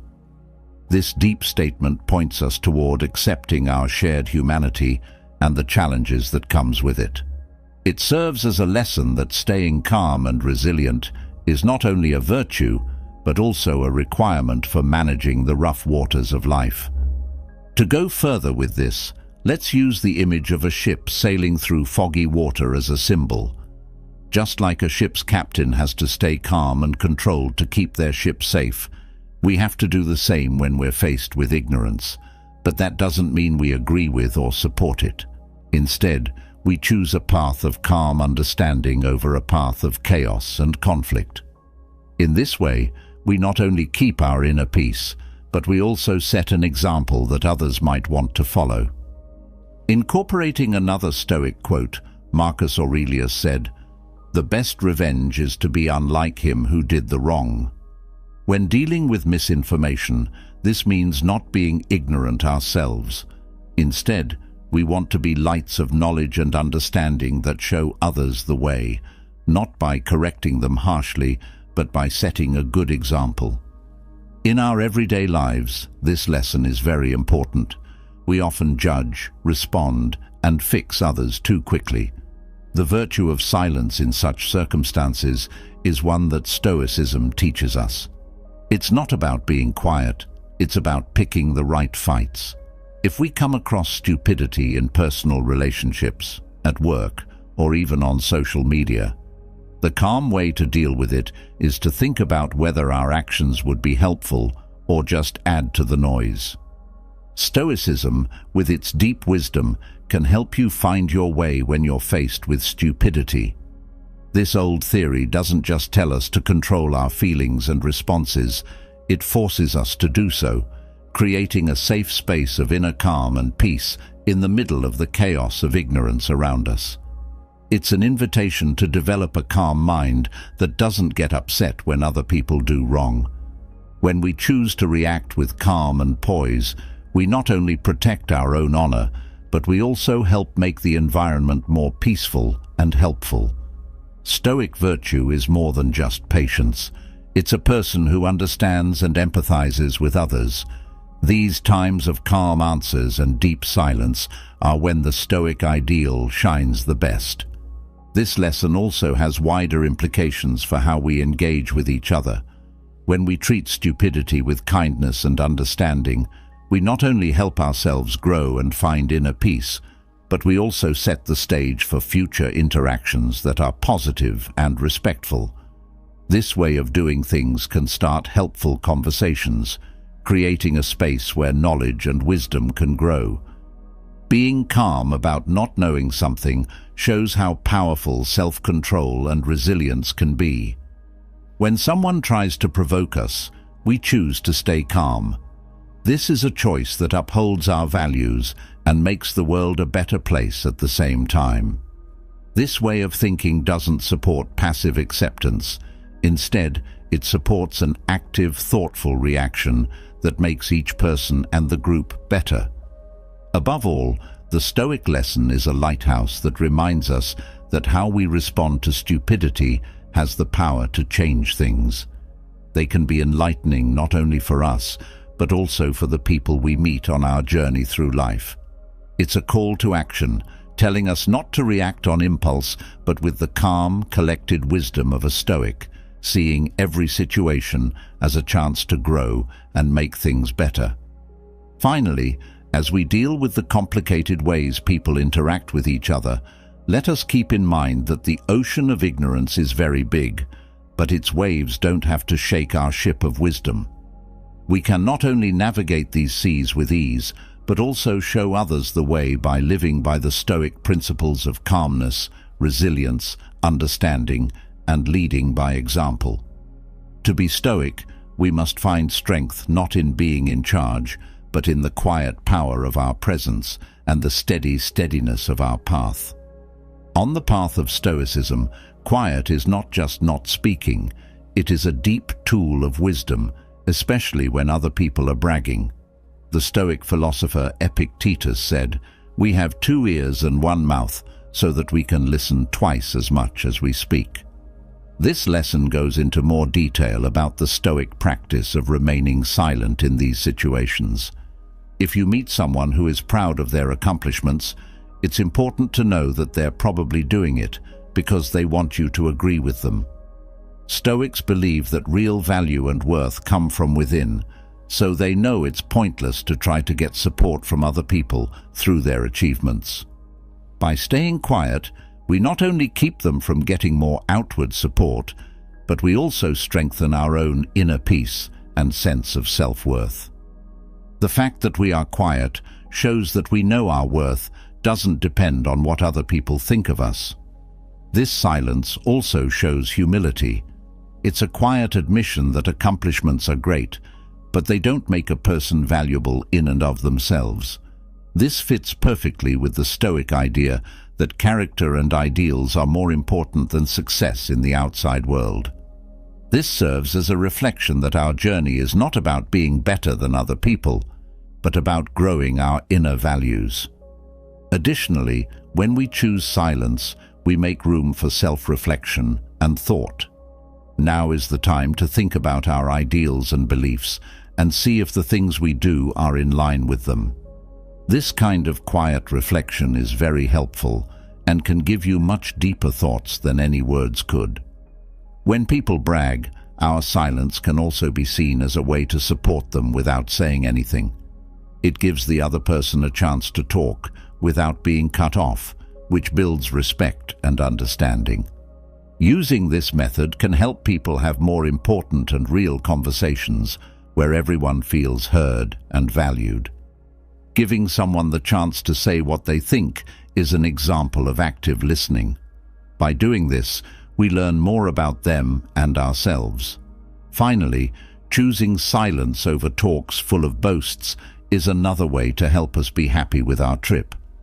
It supports the Stoic idea that we should focus on our road and growth instead of giving in to the temptations of comparison. A more satisfying life is the result of this attitude, which is essential for mental resilience. We should remember that our trip is unique and should be valued as such in the big picture of life. In the end, being silent and keeping quiet when others brag is not a passive behavior. It is a choice that is strong and deliberate. It shows a strong knowledge of self-worth, humility, self-reflection, respect, and happiness. This lesson, which helps us live lives of peace, resilience, and deep wisdom in the modern world, is still important today. Lesson 9. The Power of Silence. This lesson on Stoicism teaches us how to find our way through the deep seas of false tales. Stoicism is a theory that is based on real wisdom. It tells us that we shouldn't get involved in every fight, especially when there are false stories. Most of the time, responding to or trying to disprove these stories makes things worse. Here, silence is a deep act of breaking away from the never-ending loop of gossip and false information not just the lack of speech. We support our dignity and character by staying silent in the face of lies. It also shows that we are firm and that our self-esteem is not tied to what other people think. As the Stoics say, we should focus on what we can control, which in this case is our actions and responses. Silence also gives us a chance to see how stories work and how they create relations. Such an observation can shed light on the people who spread and believe these stories, giving us a better understanding of who they are. It's a chance to be smart and understand why people engage in gossip. Also, keeping quiet can help keep disagreements from getting worse. When rumors don't get any attention or responses, they tend to die down. This way of thinking fits with the quiet goal of actions that bring about peace and unity instead of conflict. A self-care practice is to stay quiet when there are stories going around. This protects our mental and emotional health from the stress and sadness that gossip can cause. How do you handle hurt and pain? You can either show it, hide it, or change it. Sharing your pain can sometimes cause more harm than good. It's a sad fact that some people get strange pleasure from seeing other people suffer, even making it worse. This disturbing mix of jealousy and sadness can really get in the way of personal growth. It can show up in many places in our lives, like at work, in our social groups, or even with our family. But you have a powerful source of strength inside you that's just ready to be used. The skill of turning your weaknesses into unbreakable strength. Now it's time to show you 18 deep Stoic principles from Epictetus, a famous philosopher whose ideas have stood the test of time. There's more though. Please take an active role in this engaging journey of getting to know yourself and growing as a person. So let's put aside the normal daily distractions and pay close attention to what's being said in the next few important moments. Rule number 1. Listen twice as much as you talk. Have you ever thought about how simple this part of our bodies is? One mouth and two ears. It's not just a coincidence, it's a purposeful push to make it a habit to listen to the stories, pains, and joys of those around us. Epictetus said, "We have 2 ears and 1 mouth so that we can listen twice as much as we speak." Listening is more than just a skill, it's a way to learn. While it's easy to add to the noise, real power comes from knowing when to be quiet and listen to what's going on around us. By listening, we can see things from different angles, learn the hard lessons of life, and connect deeply. So pause before you speak again. Does it add anything, or are you just talking to fill the void? Remember that the best lessons in life often come from hearing other people's stories. Principle 2. Don't let what other people say or do control your life. Does it ever feel like the things other people say and how they feel can easily change your mind?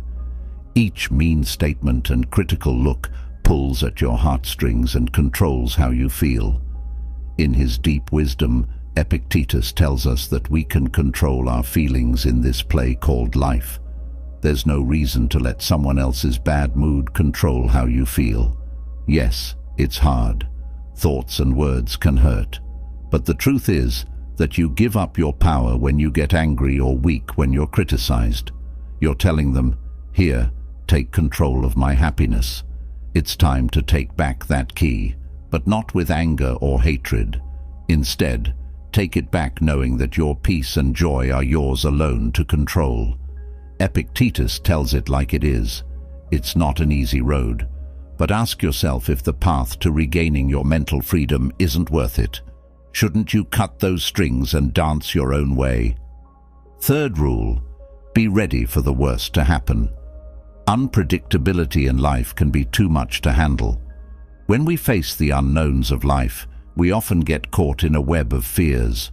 Fear of losing a job, worry about a child's future, the pain of a failed marriage, or the threat of going bankrupt are some examples.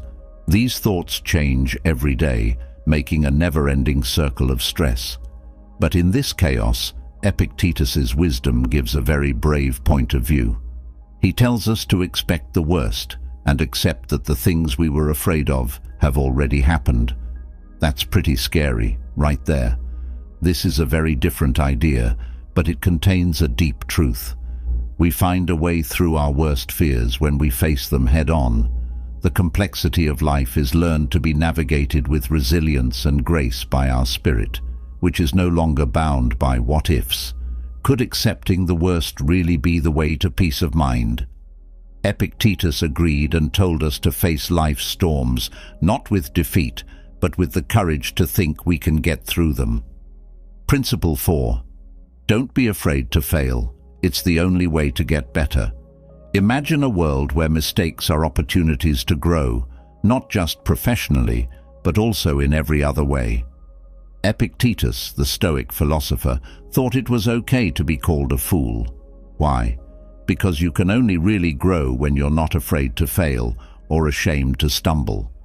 Real success isn't a sudden flash of brilliance. It's a persistent quest, a path full of mistakes that hone our skills. It is not easy to walk this road. There are times when you feel like giving up because you are frustrated and question yourself. However, it is also where passions burn, resilience grows, and real change takes place.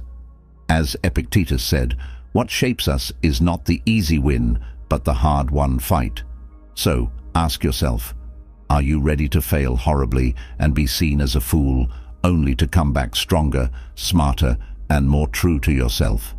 Being great is found in the beautiful, messy process of becoming who you're meant to be. Rule 5. Keep things easy. Adopting simplicity doesn't mean giving up wealth. It means putting what makes your life better first. Picture yourself surrounded by wealth and able to get anything you want. Even so, there is a question that stays with you. Does this wealth really help you, or does it need your full attention and energy all the time? Epictetus was smart to say that wealth is not a thing, but a state of mind. You free yourself from the never-ending loop of bills, loans, and credit card payments by picking simple. This freedom isn't just about money. It's also a deep emotional and mental release. It's about finding joy in the little things in life and realizing that experiences, connections, and knowing yourself are more valuable than stuff. As we learn more about Epictetus's Stoic wisdom, keep this in mind. Getting rich is a good thing to do, but its real value is not in what it can buy, but in what it can do for you and how simple it can make your life. Principle 6. Be humble in everything you do. The wise thinker Epictetus knew that humility is a powerful but quiet force that helps us learn. Take a picture of yourself on a journey. This isn't just any trip. This one takes you away from your loud, cocky pride in what you think you know. You'll reach a place where you realize you know almost nothing on this road. Realizing this isn't a loss, it's a freedom. With the wonder and interest of a kid, you start to see the world around you. Every leaf and drop of rain has a lesson or a story to tell. Epictetus points us in this direction and reminds us that the most important thing about learning is not gathering facts, but being humble enough to admit that we don't know everything. In this place where we don't know, feelings come together. You could feel a rush of fear, the pain of being open and honest, and even a little joy. When we are free from the chains of pride, we really start to learn during this intense storm. Principle 7. Know the risks of having good luck. To understand the dangers of wealth, you have to go deep into the human mind, where the draw of money often hides a dangerous undercurrent. Rich people, who are like a double-edged sword, not only attract fake friends, but also have the power to change who we are. It can be upsetting because it changes us and takes us away from our core ideals. When we get our hands on this valuable thing, we see a different side of ourselves that we might not even know or like. The seeds of moral rot can take root at this critical moment, quietly weakening our character. The great Stoic sage Epictetus told us about these kinds of risks. His timeless and deep lessons tell us that what really makes us wealthy is not how much money we have, but how rich our character is.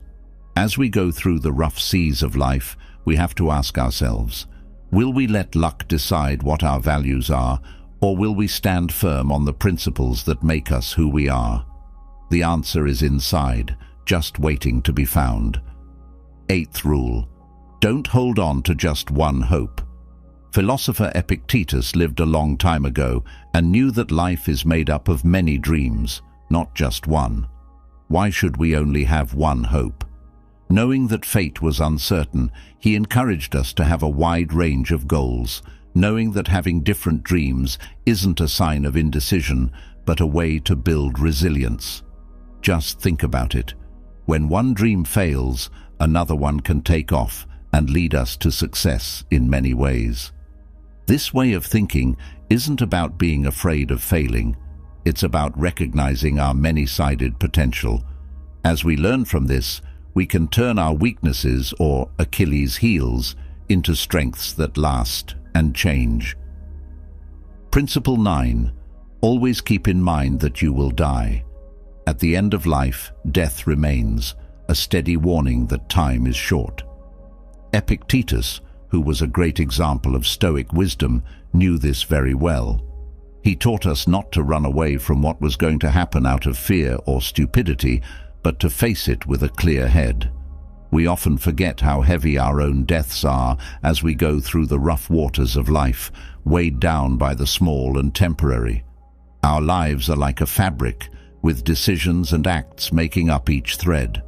They all come together in the end, at death. Since this is the case, why do we waste our time on things that won't take us beyond this life? The core of life, the love we share, the wisdom we gain, and the fortitude we gain from our frailties should be our main focus. Principle 10. Being happy is the real wealth. Have you ever felt the weight of wanting something you don't have while the things you do have sit in the corner of your mind, forgotten? The Stoic philosopher Epictetus tells us to change this order. A timeless truth is whispered by him. Real wealth is not in having lots of things, but in having a happy heart. Think about it.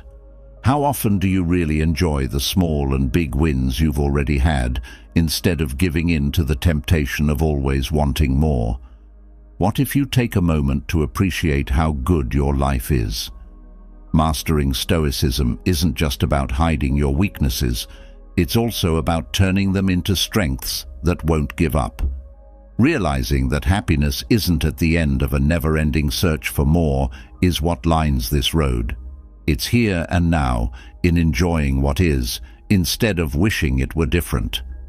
Principle 11. Feeling guilty is a mistake. When you feel guilty, it can be like a heavy cloud following you everywhere you go. We play this game a lot, a tunnel with no way out. We put the blame on other people and on ourselves. By doing this, we escape the real task, which is to take responsibility without feeling guilty. There's no question that it's a hard road, and the urge to blame others is overwhelming. But think about this. What if we choose to face our mistakes, accept them, and learn from them, instead of being caught up in guilt? We should not let shame define us, as Epictetus's wisdom tells us. Finding flaws isn't the point. The goal is to find answers and get better. 12. Make friends with people who are successful. You know how it feels to be in a room with someone who is just a cloud of bad vibes that drains all the life out of the air. They seem to have the power to make a good day bad. But then there are those rare gems, people who just being there lights up the room. Somehow, even on your worst day, they make everything seem okay. They make you laugh and give you hope. It's like they calm down the chaos of life. You shouldn't just choose people based on how fun they are. You should also think about whether you want to be dragged down or pulled up. So why settle for people who waste your energy when you could be in the stars? Don't forget that this is your path and your rules. Watch as your life changes, as you choose friends who can help you turn your flaws into strengths. Principle 13. How you respond affects what happens in the future. That's just how life is. We have to deal with the curveballs that come our way. This was clear to Epictetus. He didn't just tell us to choose how to react. He did it himself. Think about it. Do you fall apart or rise when life gets tough? It's easy to feel sorry for yourself when you lose your job, a relationship ends badly, or something unexpected goes wrong. Here's the honest truth, though. These times aren't just problems, they're chances. Chances to learn, grow, and change what we believe in. They are the forge where our character is forged and tried. When these things happen, we can turn our flaws into strengths, our Achilles heel into our defense. When life hits you hard, ask yourself, will this defeat me or will it fuel my success? Keep in mind that your life story is not about what happens to you, but about how you change it with each problem you solve. Principle 14. Do what you need to do. Doing your job isn't just checking off boxes or following a plan that someone else has written. It means meeting your weaknesses head-on and turning your Achilles heel into a strength. How often do we avoid taking on duties, not because they're impossible, but because they make us feel the worst about ourselves? When you do your job, you have to face the storm, not with blind hope, but with a determination that is based in reality. There are times when it's hard to let go, but it's also important to love deeply and fight for what's right. You will taste the sharpness of loss and the sweetness of victory on this rough journey. But most of all, you'll learn how strong your spirit really is. Principle 15. Don't pay attention to people who dislike you. It takes a lot of strength to take in other people's hate without letting it get into your own heart. Why let someone else's anger make you feel bad? Just think about this. When someone hates you, isn't it often a sign of their own inner turmoil? Take into account their battle, but don't let it become yours. By learning Stoic concepts, we not only learn to keep bad things away, but also how to change them.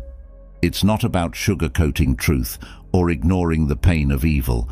It's about seeing that every thread, good or bad, has its place in the big fabric of life. You have the power to decide how to use these lines in your own story. Rule 16. Friendship is more important than money. When things were really tough, when you felt like your own power was crumbling under the weight of the world, have you ever felt the support of a true friend? Friendship is more valuable than gold because it provides a safe haven where flaws are seen as common human experiences rather than signs of weakness. During these times, we truly understand the worth of a friend, not as a cover to hide our weak spot, but as a mirror that shows us as we really are, flaws and all. This link, which goes deeper than the ocean, shows us that real wealth isn't stuff, but the minds that touch ours and the hearts that touch ours in return. Rule number 17. Always try to see the good in things. Life can feel like a storm that never stops. Do you remember times when everything seemed to fall apart? One example is losing a job. It's simple to become hopeless. But what if that's the sign you need to go after the dream you put on hold? Stoicism isn't about ignoring pain. It's about getting stronger when things go wrong. It means understanding that every failure is a chance to make things right. The things that make you weak can be used to your advantage. So fight back even more when life hits you hard. Isn't it exciting to use problems as stepping stones? 18. Let go of things you can't control. You can love someone very much, but they can't love you back. You can work hard to reach your goals, but you can't be sure of what will happen. You might care about the world, but you can't make it better. Why do you feel frustrated, let down, and angry all the time? Focus on what you can control and accept what you can't. Epictetus, a Stoic philosopher, gave us this easy but powerful lesson. This is the key to not only hiding your Achilles heel, but also turning it into a strong point that won't give in. People are being manipulated all the time. Did you know that hundreds of manipulation attempts are made against you every day? Have you ever thought about how to protect yourself and stay away from the trap?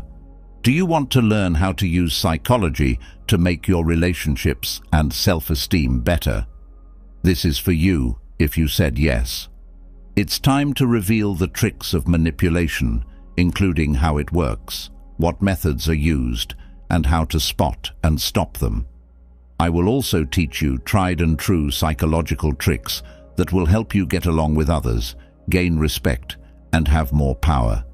These tricks are so strong that they can change how other people see you and make every part of your life better. This video is so important that everyone in the world should have it as a guide. It gives you special information that can help you avoid a lot of pain and troubles. You can watch it as many times as you want, share it with your family and friends, and remember what it says. Don't miss this chance to learn 15 important lessons about avoiding manipulation that no one else tells you. Self-knowledge as a barrier. Do the deep practice of self-introspection, digging deep into your mind to find out all the complicated parts of who you are. By going on this journey of self-discovery, you not only strengthen your own power, but you also build a wall that no one else can get through. To do this, you have to peel back the layers of your ideas, feelings, and events to get a full picture of the complex fabric that makes up your being. Accept the idea that knowing yourself isn't a one-time thing. It's a process of continuous growth and self-reflection. You can more easily figure out your skills, flaws, values, and goals when you know yourself better. Being self-aware helps you set clear, strong limits that protect you from outside pressures and manipulative forces. Think of self-reflection as a way to gain power that will help you get through life with more focus and purpose. As you go deeper into your mind, you find not only the obvious parts of your personality, but also the fears, hopes, and reasons that drive you to act the way you do. When you have this full understanding of yourself, you can set limits by knowing what is in line with your true self and what could hurt your character. Detachment from other people's opinions. Learn how to be emotionally independent by becoming emotionally detached from other people's opinions. Realize that your sense of self-worth comes from within and shouldn't depend on other people's short-term opinions or praise. Getting emotional independence means separating your sense of self from how other people see you, which is a constantly changing environment. To start, you should be aware that outside views change over time and are affected by many things, such as personal biases, social rules, and different points of view. Realize that depending on other people's support for your sense of self-worth leaves your emotional balance open to outside influences, like views that change all the time. Think of your self-worth as an internal sense that is led by your beliefs, principles, and true self. It's not that you don't value helpful feedback or important insights. It means that you look at what other people say through the lens of your own self-awareness and judgment. To find and strengthen the pillars of your self-worth, engage in the process of self-reflection. Figure out what's important to you, the beliefs that make you who you are, and the rules that you follow. By basing your sense of self-worth on these things inside of you, you create a strong base that can handle changes in the outside world. Mindfulness and self-validation can help you gain mental independence. Create a conversation with yourself that supports your value, regardless of what other people think. This means noticing and enjoying your successes, giving yourself credit for your hard work, and building a good picture of yourself that comes from the inside out. Think of emotional liberty as a trip of self-liberation that frees you from the chains of always needing approval from other people. Learning to separate yourself from other people's opinions is good for your mental health and gives you the strength to go through life with a strong sense of who you are based on sincerity and self-approval. Finally, developing emotional independence protects us from the effects of other people's opinions by building a strong, self-sufficient core that stays strong even when other people's opinions change. Emotional control. Start your journey toward emotional mastery, seeing it not only as a skill, but also as a strong defense against manipulation. A key part of self-mastery is being able to control and handle your feelings with firmness. This protects you from manipulators who often take advantage of people's rash actions. You should know that emotional control is not the same thing as burying your feelings. Instead, it means managing your emotions on purpose. Take the first step by becoming more self-aware. Figure out what makes you feel a certain way and how to navigate your inner world. This increased awareness is the foundation on which you can build a strong defense against manipulation from outside sources. Think of your emotional urges as possible weaknesses that people who want to control you could use. By being calm and not acting on impulse, you keep manipulators from getting the quick answers they want. You instead make room for careful reflection, which lets you react in a way that fits with your values and goals. Learn how to deal with your feelings in a way that helps you stay calm and collected. Some methods that can help with this are awareness, deep breathing, and positive self-talk. These tools become very helpful for keeping your emotions in check, which stops manipulators from upsetting your mood to gain advantage. Keep in mind that emotional control is a skill that changes over time and needs to be practiced and improved all the time. Put yourself in situations that might make you feel sensitive while being aware of how to self-regulate. Your mental resilience will be strengthened by this proactive method, which also protects you from manipulation. Use the power of pausing to give yourself a moment to think about what's going on before you react strongly. This short pause gives you the time you need to think about the situation, possible other people's intentions, and how you should answer instead of reacting without thinking. You can protect yourself from manipulation by controlling your emotions. You can also use them to make better decisions and interact with others more effectively. Mastering your emotional reactions gives you a sense of power that comes from within. This gives you a strong defense against outside attempts to control or abuse your emotions. Empathy stoicism. Adopt the idea of empathy stoicism, a flexible strategy that fosters emotional courage and wisdom while fostering deep relationship with others. Start by recognizing that empathy can help you connect with others in a useful way by helping you understand their experiences. Emotional resilience is an important part of empathy stoicism. Set healthy limits to keep yourself from getting too emotional and make sure you can sympathize without taking on other people's emotional problems. When you're sensitive, it's important to be able to tell the difference between your feelings and other people's and to stay clear and in control of your emotional reactions. Mindfulness can help you stay present in times of empathy, allowing you to fully experience other people's feelings while keeping an eye on your own. This will help you connect with them more deeply without putting your own mental health at risk. Know that empathy stoicism isn't about holding your feelings in, but about using them in a healthy way.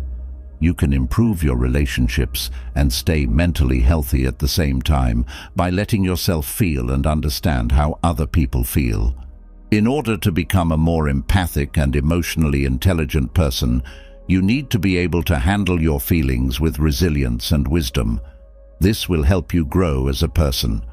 Honesty should be valued as a fundamental tenet in all of one's deeds and interactions, as it can increase one's resilience to pressure from the outside world.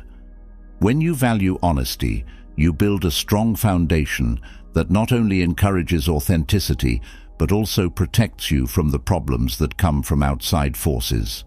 Accept honesty as a driving principle in your actions and make ethics a key part of how you make decisions.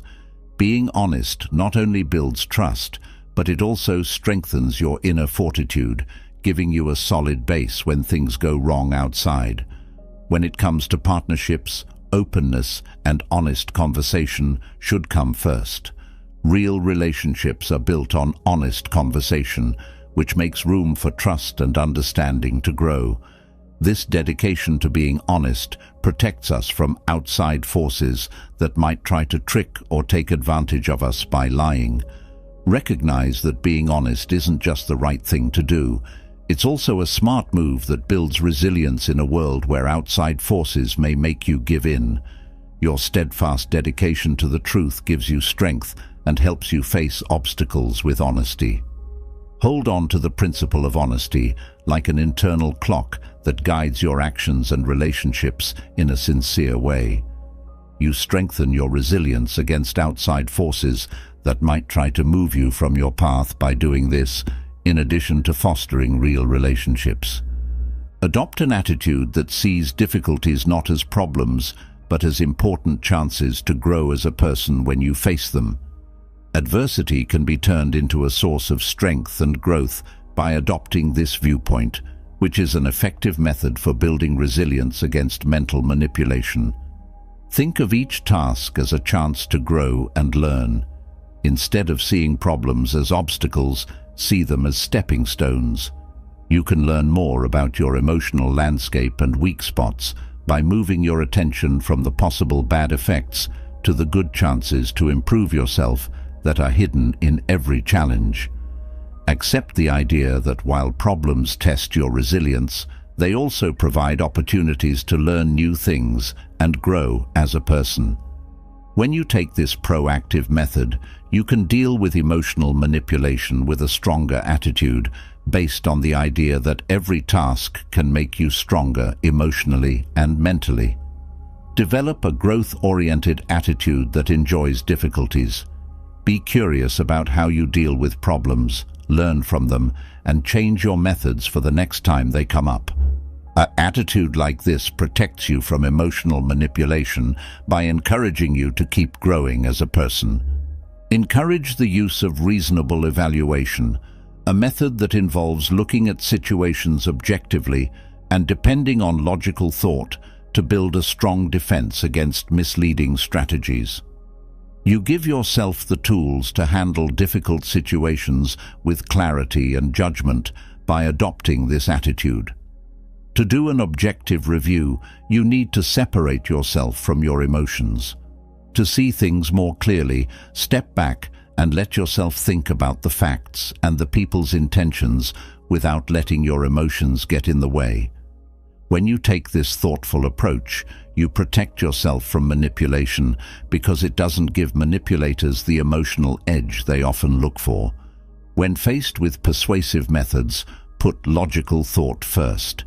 Instead of letting emotions get in the way, carefully look at the information you have and make sure it fits with your own values and goals.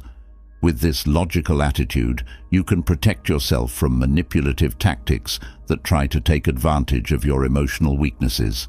Get into the habit of asking assumptions and goals, testing what you already think, and carefully looking over information to tell the difference between real aims and possible schemes to trick you. This mental alertness makes you more resistant to manipulation by encouraging you to think things through carefully. Realize that reasonable evaluation is not the same thing as doubt. Instead, it means a dedication to careful research, mindsets that value logic, reason, and critical thought should be adopted. This proactive method not only helps you make better decisions, but it also protects you very well against people who want to use your cognitive flaws against you. Awareness of nonverbal communication. Learn to understand the intricacies of body language, facial emotions, and tones of voice to become more aware of nonverbal communication. Being more aware of nonverbal cues improves your conversation skills, letting you share information in a more complex and useful way. Recognize how powerful facial gestures can be for showing how you feel. You can learn a lot about someone's thoughts and responses by noticing the small changes in their face.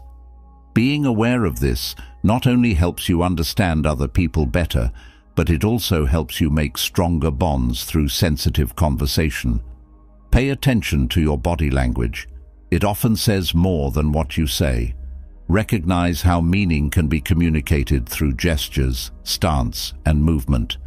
Understanding these nonverbal cues gives you a fuller picture of what someone is trying to say, which helps you be more sensitive in your relationships.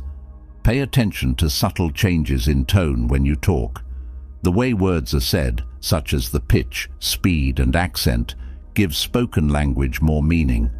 By paying attention to these rhythmic elements, you can figure out what someone is really feeling and wanting, which makes conversation simpler and more effective.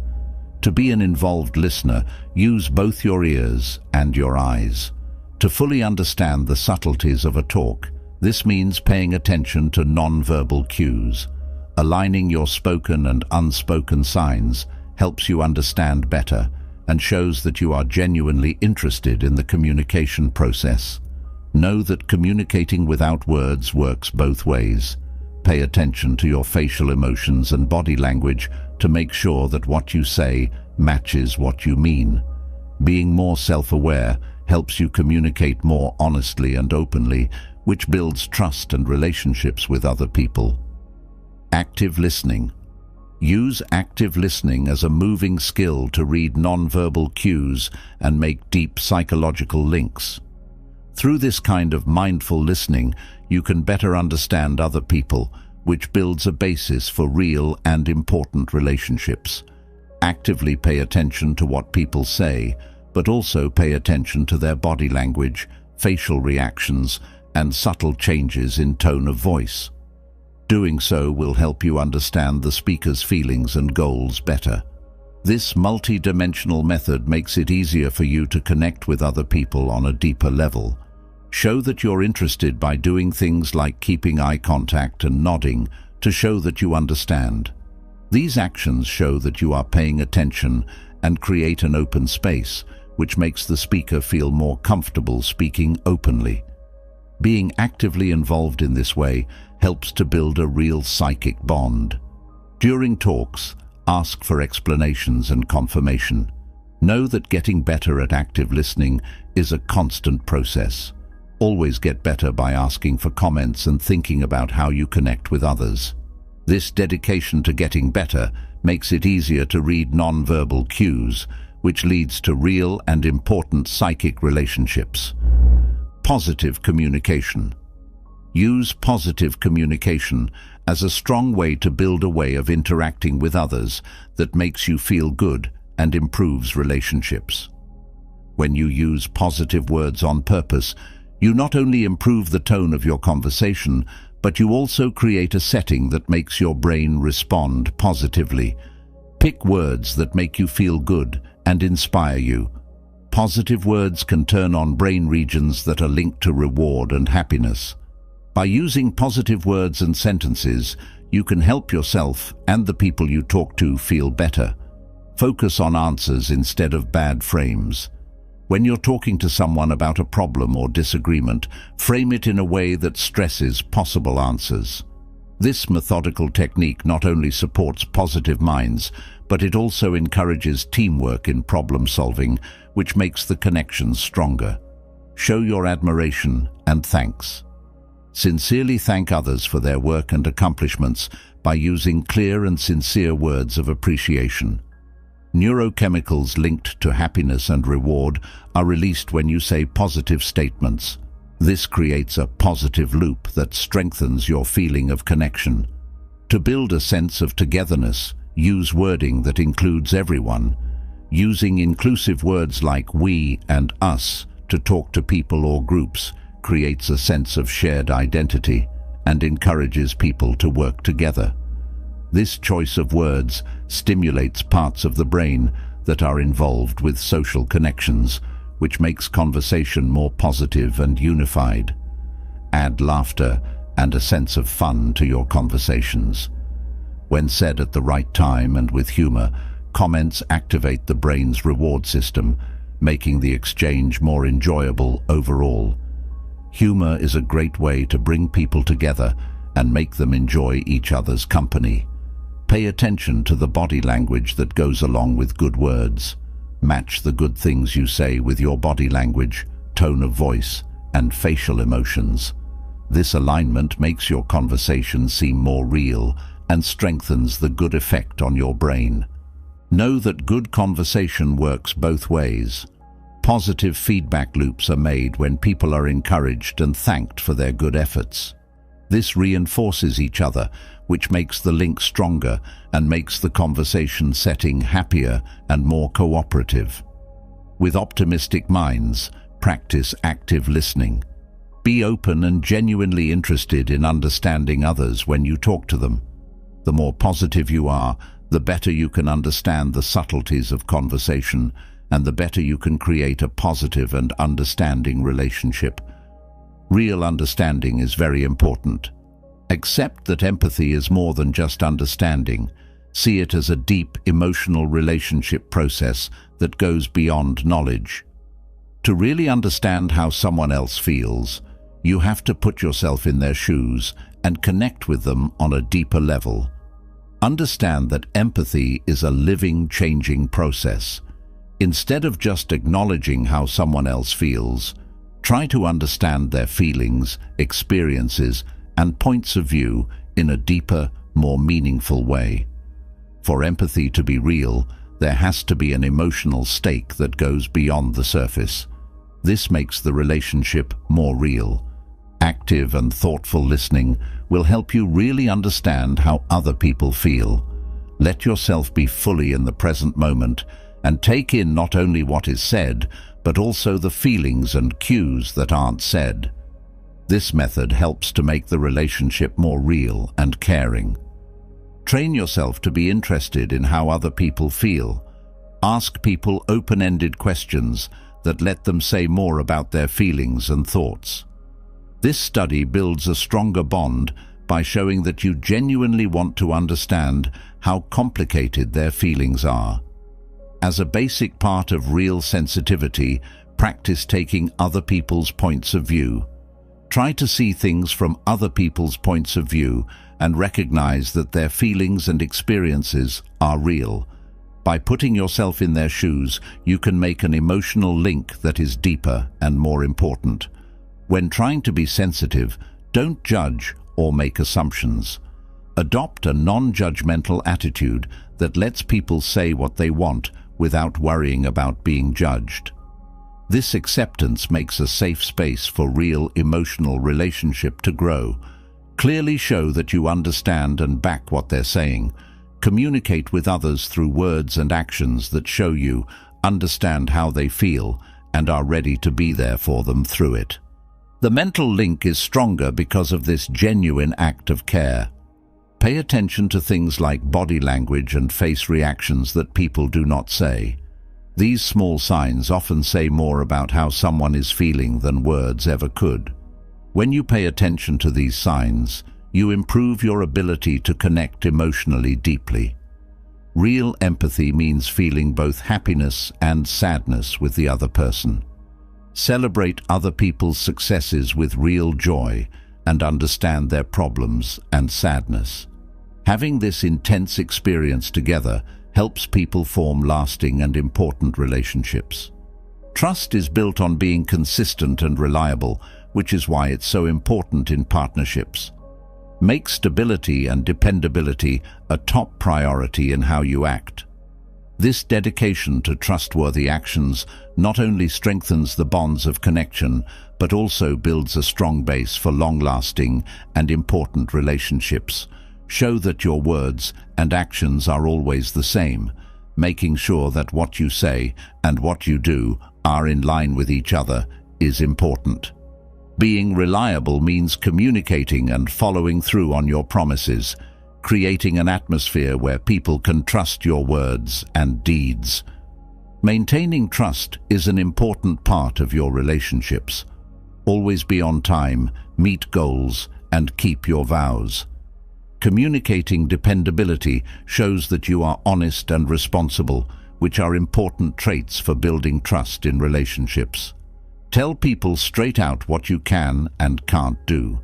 Make it clear to others what they can expect from you, and do your best to always meet or exceed those standards. Being honest builds trust, because people know they can count on you to be honest in all situations. Recognize and fix errors right away.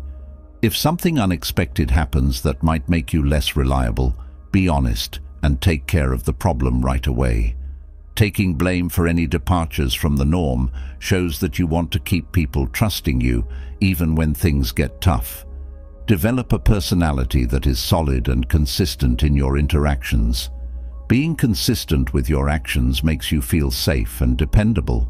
When people can guess what you'll say and do next, it creates a safe and trusted environment that strengthens the bonds between you. Make open conversation a priority to make sure that everyone knows what is expected of them. Check in with people on a regular basis to see if their needs and expectations are being met, and to let them know if your own goals have changed. This ongoing conversation makes things clearer and helps keep exchanges regular and dependable. Keep in mind that earning trust by being consistent and dependable takes time. Reinforce good behavior all the time, and if something goes wrong, change direction as needed. The long-term health and resilience of your relationships are influenced by your commitment to upholding a trustworthy base. Think about how your stability affects other people. Know that being dependable not only earns trust, but also sets a good standard for those around you. In both your personal and business groups, this spread effect makes people more likely to trust each other.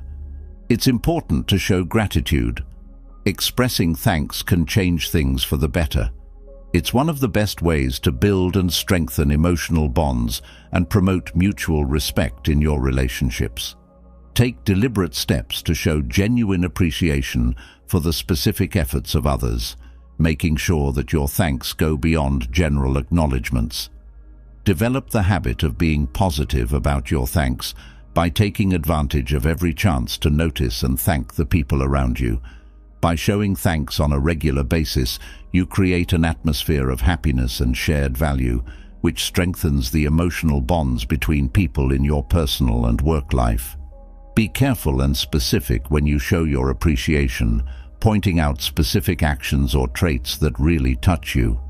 This level of thanks not only shows that you are paying attention, but it also helps you understand and connect with the person you are thanking more deeply.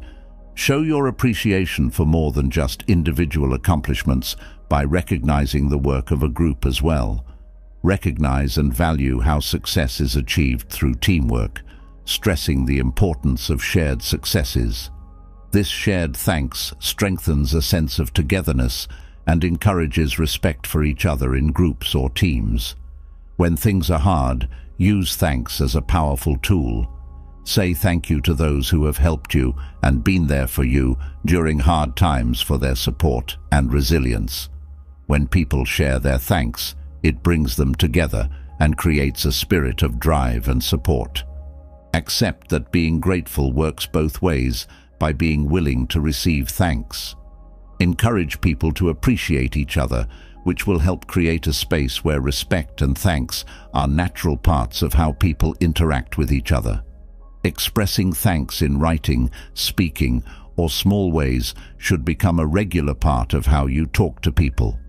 By showing thanks in all of your contacts, you set a positive emotional tone and help create a culture where recognition is a natural part of relationships. Think about how gratitude affects your overall mental health, keeping in mind that it can cause good neurochemical reactions. You gain a deeper appreciation for gratitude's role in creating important bonds when you understand how it affects general mental resilience and well-being. The key is adaptability. As a key trait, show flexibility to show that you are reliable and able to handle difficulties, which will lead to positive views. By showing that you can handle new situations, You not only improve your personal and professional image, you also help make the workplace a better place to be. Show examples of times when you handled changes and uncertainty well, such as when you had to deal with unexpected problems or situations that were changing. Stress your ability to adapt and do well. By taking the initiative, you show others that you are not only strong, but also flexible enough to handle a variety of situations. Be honest about your readiness to adapt and change. Show that you have a good outlook on this. This approach encourages collaboration and encourages new ideas, which helps people have a good opinion of your skills. Pay attention to comments and changing needs. Being adaptable means constantly listening to what other people have to say, recognizing where you can improve, and changing how you do things to fit. Being open to new ideas not only shows that you want to grow, but it also makes you seem like a trustworthy person who can deal with problems with an open mind. Tell success stories that show how flexible you are. Tell about times when your ability to deal with uncertainty led to good results. By telling these stories, you not only show that you are flexible, but you also give real-life examples of how you can deal with problems well. Think about how change affects the health of a business in a wider sense. Recognize that being able to change is a useful skill not only for yourself, but also for a team or organization's success and resilience as a whole. This makes you seem like you know what adaptation means in a bigger picture sense. Thanking others is very important. Adopting the practice of reciprocal thanks can help you create a circle of positive exchange that leads to mutual respect and the growth of real relationships. By actively taking part in the giving and receiving of praise, you create a supporting space that makes relationships stronger. Say thank you regularly and sincerely. Thanks other people for what they've done by being detailed and sincere. Sharing thanks on purpose makes people feel good and sets the stage for a two-way exchange that builds respect for each other. Allow yourself to receive thanks with grace. Thank people for their kind words and let them know you value them. This will create a cycle of mutual gratitude. When you see thanks as a two-way street, you create an atmosphere where good things happen and are rewarded. Encourage people in your personal and work life to value others. Encourage people to regularly and openly say thank you. You can help build a good and helpful group by getting everyone to agree to be grateful to each other. Share success stories that show how being grateful to others can make a difference. Give examples of times when exchanging thanks made relationships stronger and led to teamwork, leading to success. These stories are strong examples of the good things that can happen when people recognize and appreciate each other's contributions. Encourage people to talk openly about how important it is to show thanks to others. Talk about how it helps build trust, encourages teamwork, and makes for a good work and social atmosphere. Making people aware of the practice pushes others to join in, which increases its effect on the community. Use showing thanks to each other as a way to solve problems. When there is friction or argument, say thank you for the different points of view that were shared and the chance for a helpful conversation. This method changes the attention to praise and makes it easier to settle disagreements with respect. Include group efforts in the concept of mutual thanks, not just individual ones. Recognize and value the successes of the group, focusing on how everyone worked together to achieve them. This practice of including everyone makes the bonds between people on teams and in communities stronger, creating a culture of mutual respect. Think about how mutual thankfulness changes the way relationships work over time. Know that this practice not only builds respect for each other, but also helps people make real, long-lasting relationships. Being thankful for someone else creates good energy that encourages more positive interactions. By following these lessons, you can not only keep yourself safe from manipulation, but you can also build relationships that are important and polite. Under the big sky. Think about a life where you don't have to worry about money. You are taking action to achieve financial freedom, happiness, and real joy. Do you think this is just a dream? That being said, you should know that this dream is possible. It's time to dive into the world of 8 core principles that will help you break free from the loop of boring ideas. We will not only talk about getting rich, but also about making your soul rich, happy, and full of good energy. These rules are more than just suggestions. You can use them to open up a whole new world. Principle 1. Don't connect having money with being happy. It is not the man who has too little that is poor. It is the man who desires more that is poor, said the famous Stoic philosopher Seneca. This quote makes a very important point about money, wealth, and how people feel about being happy. The Stoics taught us that money and happiness are not necessarily linked. This is a very deep way of looking at life. Stoic philosophy pushes us to pursue happiness by cultivating virtue and personal ethics rather than focusing on accumulating financial wealth. True happiness doesn't come from getting more stuff. It comes from increasing your virtue. Stoic philosophy defines virtue as more than just a word. It also refers to information, minds, and a way of living. People with self-control can keep their feelings and actions in check. They also have courage to deal with problems, are fair when judging situations, and can use theory to shape their views. We are told that wealth is something outside of us that is unstable and can change. It's not necessary to have this in order to be truly happy. Instead, they think that virtue, or living a worthwhile and important life, is exactly what we need to be happy. Think about this. We've heard many stories about riches who are unhappy and regular people who are happy. The amount of money you have in the bank doesn't always show how happy you are. What really counts is how deep your character is and how good your deeds are.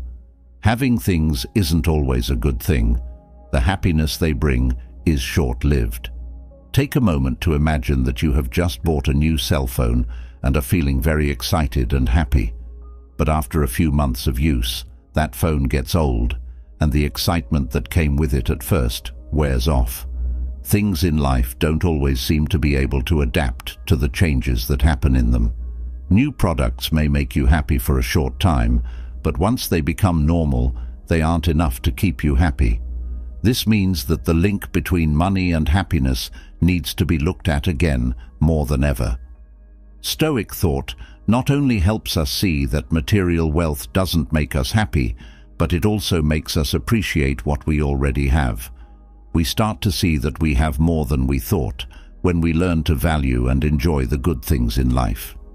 Not only should we value what we have, but we should also know how much it's really worth. To make your spirit even more rich, you can also learn to put money into things like knowledge, events, and connections. The things you learn, the things you do, and the love you share are gifts that will last forever and join you on your trip through life. All of these things contribute to real wealth, a deep sense of well-being, and a sense that life has meaning. That's the wealth we should value and learn more about on our journey. A short overview of Stoic philosophy. It has a very different view on how wealth and happiness are connected. The only way to be truly happy is to grow virtue and live a moral life, not to have a lot of material things. This makes Stoic thought a useful way to get ideas for our search for happiness and meaning in life. Rule 2. Don't put the blame on other people. People are not disturbed by things, but by the view they take of them, Epictetus said. This is the second concept. We think a lot about Epictetus's advice that we should take charge of our own path to a better future and not put the blame on other people. Stoic philosophy has a strong lesson for people who are going through life. If we want to make changes in our money and quality of life in general, we need to look at ourselves in the mirror. This is a message about taking care of yourself and being responsible for your actions. Think about going on a trip to a faraway island where you are the only master of the ship of your life. We face problems, chances, and challenges, but the only thing we can control is ourselves. People tell us that we are ultimately responsible for our lives. But why should you be responsible? Because it leads to freedom and growth. The wind and waves are out of our control during a storm, but we can steer our ship. Sometimes things are out of our control, but we can choose how to deal with them. Taking responsibility for your actions is not a burden, but an opportunity. We have the freedom to make our lives the way we want them to be. Play the part of the captain on your trip. Don't let anything or anyone take control of your life. Take charge of your life and steer it in the direction you want it to go. One of the common mistakes that people often make is blaming others or external situations when facing problems. Stoic thought sees this as a sign of weakness and lack of control. Instead of taking responsibility and finding ways to solve the problem, we choose to avoid responsibility by blaming others or situations. Imagine a case where you join in a sports match and do not achieve the desired result. Initially, you may feel depressed and look for external reasons, such as bad weather or an illness. However, Stoic thought pushes you to look at yourself. You may understand that despite the challenges, better planning, more careful training, or improving your skills could have produced better results. Ultimately, this principle is closely related to the Stoic concept of the dichotomy of control, which includes things we can control and things we cannot control. We may not control external factors like the weather, the behavior of others, or the control of social systems. However, we have the power to control how we react and deal with these factors. Instead of blaming what we cannot control, we should focus on controlling our thoughts, decisions, and actions. This helps us demonstrate a self-determination and not be dominated by external factors in our lives. From the perspective of Stoic philosophy, not blaming others is not only a way to show personal responsibility, but also a way to live a meaningful and free life by accepting responsibility and control. We become positive creators in our own lives and face every challenge with strength. Principle 3. Stop living to please others. Let our thoughts turn to principle number 3 through a famous quote by Marcus Aurelius. It never ceases to amaze me. We all love ourselves more than other people, but care more about their opinion than our own. This quote emphasizes Marcus Aurelius's view of focusing on self-awareness and personal virtue rather than seeking external approval. According to Stoic philosophy, our lives depend on ourselves, and true happiness comes from self-awareness and self-control. We should not live to meet the expectations of others or seek their approval, because doing so makes us dependent on the opinions and judgments of others, putting us in a constant struggle against all the uncontrollable changes and fluctuations in life. We exist in a digital world where societal pressures constantly demand that we conform to and meet their expectations. Under this pressure, many people seem to be swept away and forced to live a life that doesn't express their true selves. All of this stems from the relentless effort to gain approval and acceptance from others. This mindset not only affects how we manage our finances and personal finances, but also drives us to chase after the lives of others. We often try to keep up with their lifestyle, possessions, and social status, often at the expense of our own financial well-being. Imagine a young person full of enthusiasm for the arts and passionate about writing books. However, due to societal pressures and family expectations, he gave up his dreams to pursue an undesired financial career. Instead of pursuing his own passion, he chose the path set by others, and this made him feel like he had lost an important part of himself. Passivity often leads many people into debt or living beyond their means in an attempt to emulate the extravagance of others. The Stoic principle of independence advice is used to stand firm against this temptation and focus on our own journey toward financial independence, like nature always focusing on the bullseye to shoot accurately. But how to start living by this principle sincerely? First, understand yourself. Take the time to discover your values, goals, and personal dreams. You need to identify what truly matters to you and create a clear vision of your life's goals. Second, build plans based on personal values. Develop financial and life plans based on your values and goals rather than comparing yourself to others or meeting their expectations. Third, self-management and control. Stoicism encourages controlling your emotions and behaviors while accepting that there are things we cannot control. Focus on what can be controlled and embrace the changes that cannot be controlled.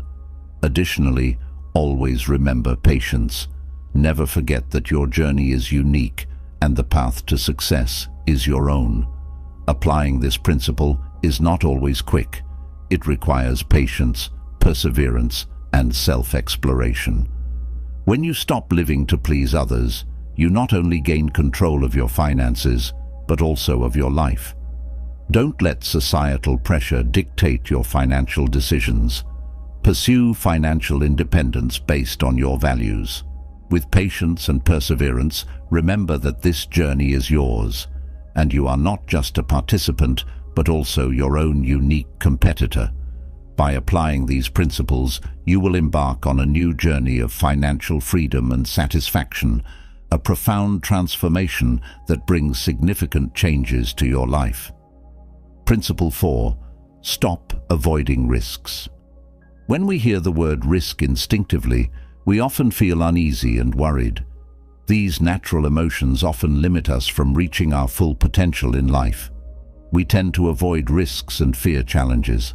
However, we need to know that for personal growth and achieving spiritual freedom, Stoic philosophy teaches us to focus on developing patience, courage, and self-control in life, especially courage. This includes facing risks with insight and determination. If you are wavering about your own courage, turn to the stories of two famous figures who inspire anyone daring to turn dreams into reality. Mark Zuckerberg, technology billionaire and founder of Facebook, once said, "In a rapidly changing world, the only strategy to ensure failure is not to take risks." He dropped out of college to pursue the Facebook project, a risky decision that turned him into one of the most successful people in the world in the field of technology. Or Elon Musk. After earning millions from PayPal, Elon Musk did not continue on the safe path in the field of information technology, but instead shifted his focus to SpaceX and Tesla. Although both companies were on the brink of bankruptcy, they eventually grew strong, proving Musk's daring. This led to great success. Take a moment to think about this. What sets successful people apart from ordinary people? It's their courage to take risks. They boldly step out of their comfort zones, embrace uncertainty, and face challenges head-on. They understand that it is through these risks that they grow, learn, and move towards success. So what does this mean to you? It's about changing your perspective on risk. Courage doesn't mean completely eliminating fear and anxiety. Instead, it's the ability to face risks with confidence, never letting fear dictate your decisions.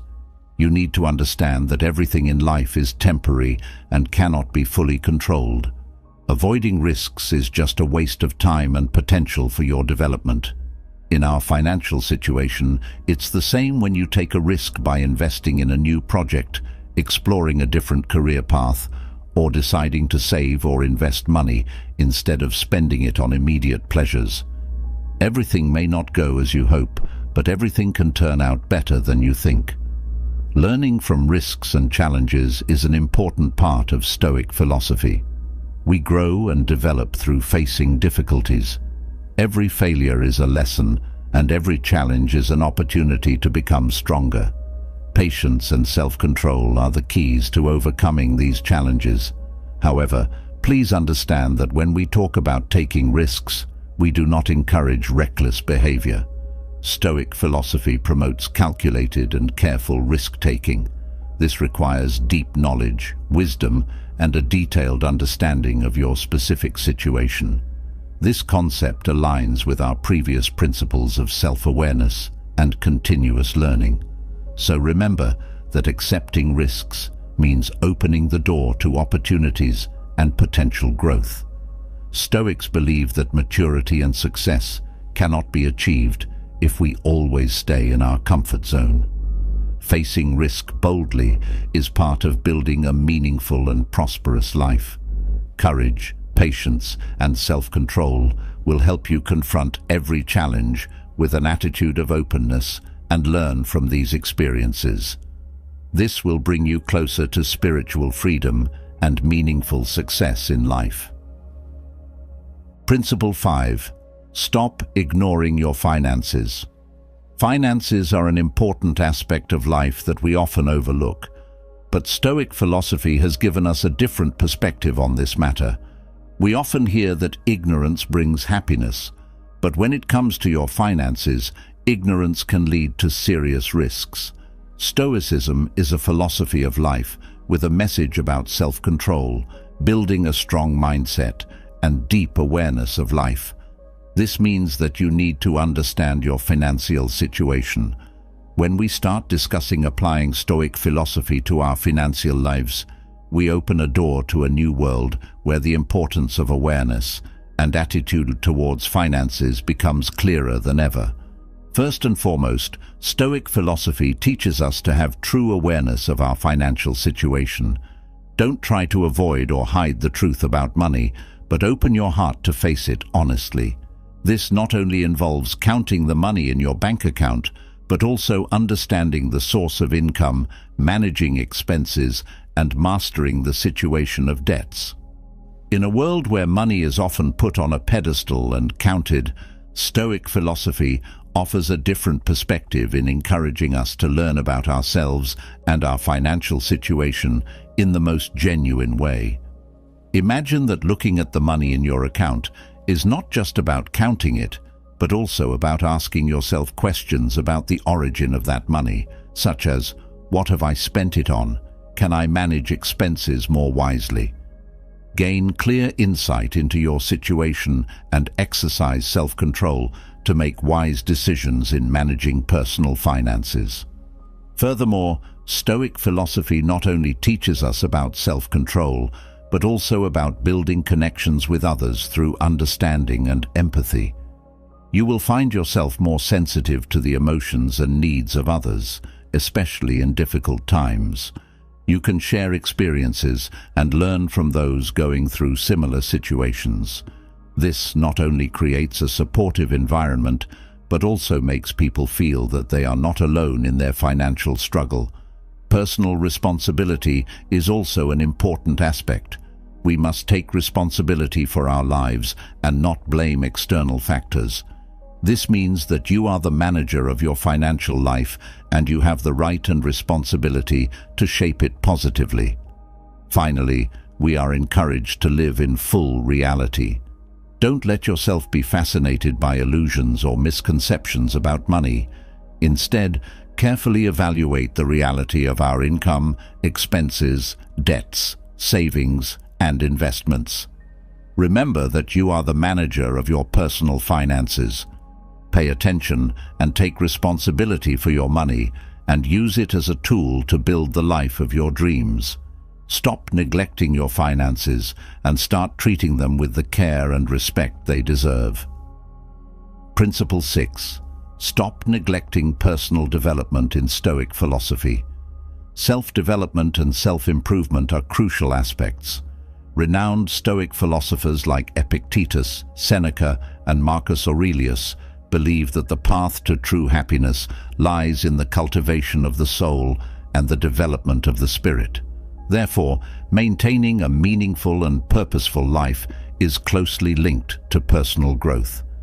But what does personal development truly entail? In Stoic philosophy, Personal development is not arbitrary. It is considered a highly important duty. We are encouraged to invest time and effort in cultivating the soul and developing virtuous qualities. The goal of life is not merely to satisfy material needs, but to become better and spiritually richer with each passing day.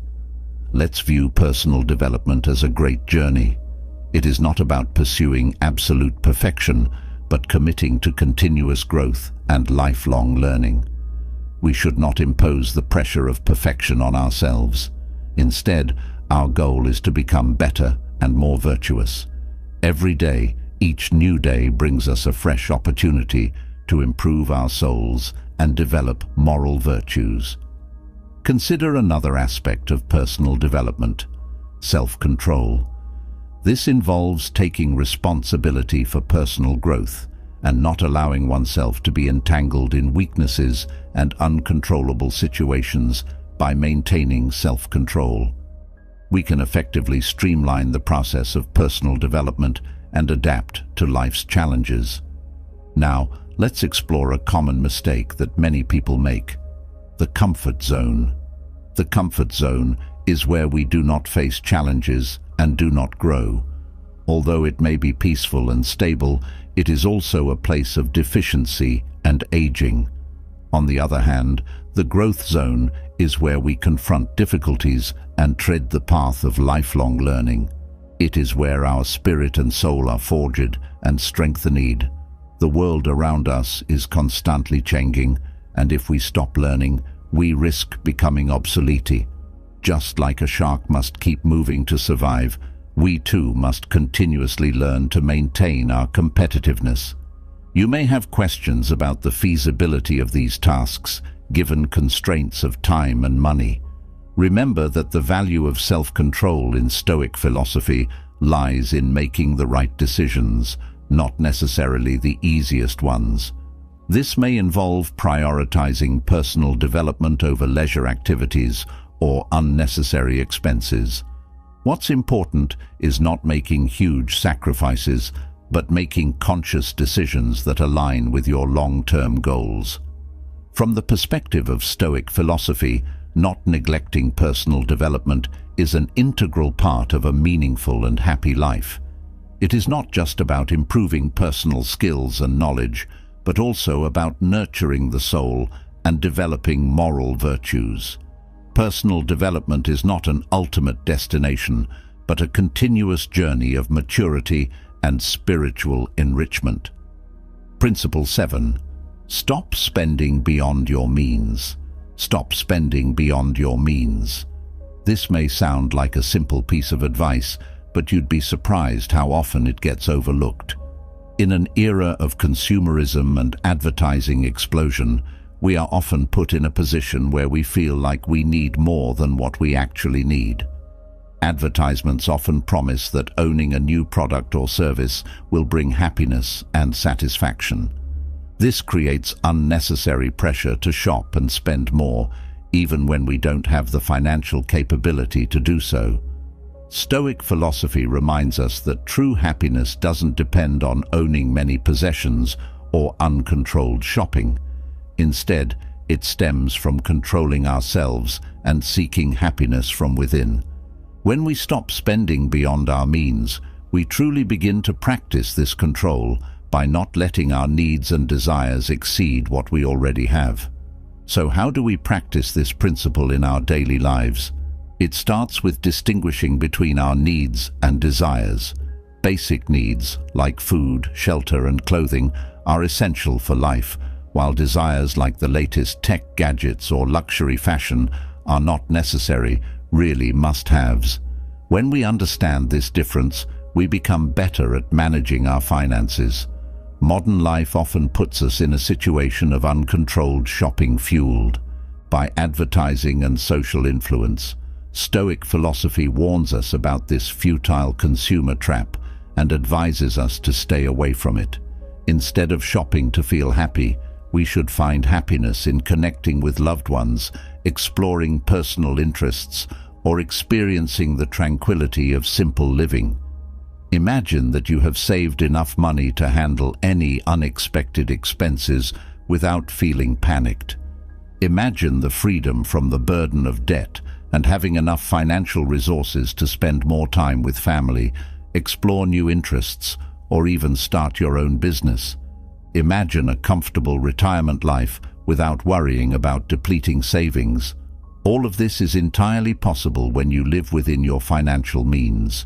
Finally, life is not just about owning many possessions, but also about having a prosperous and peaceful life.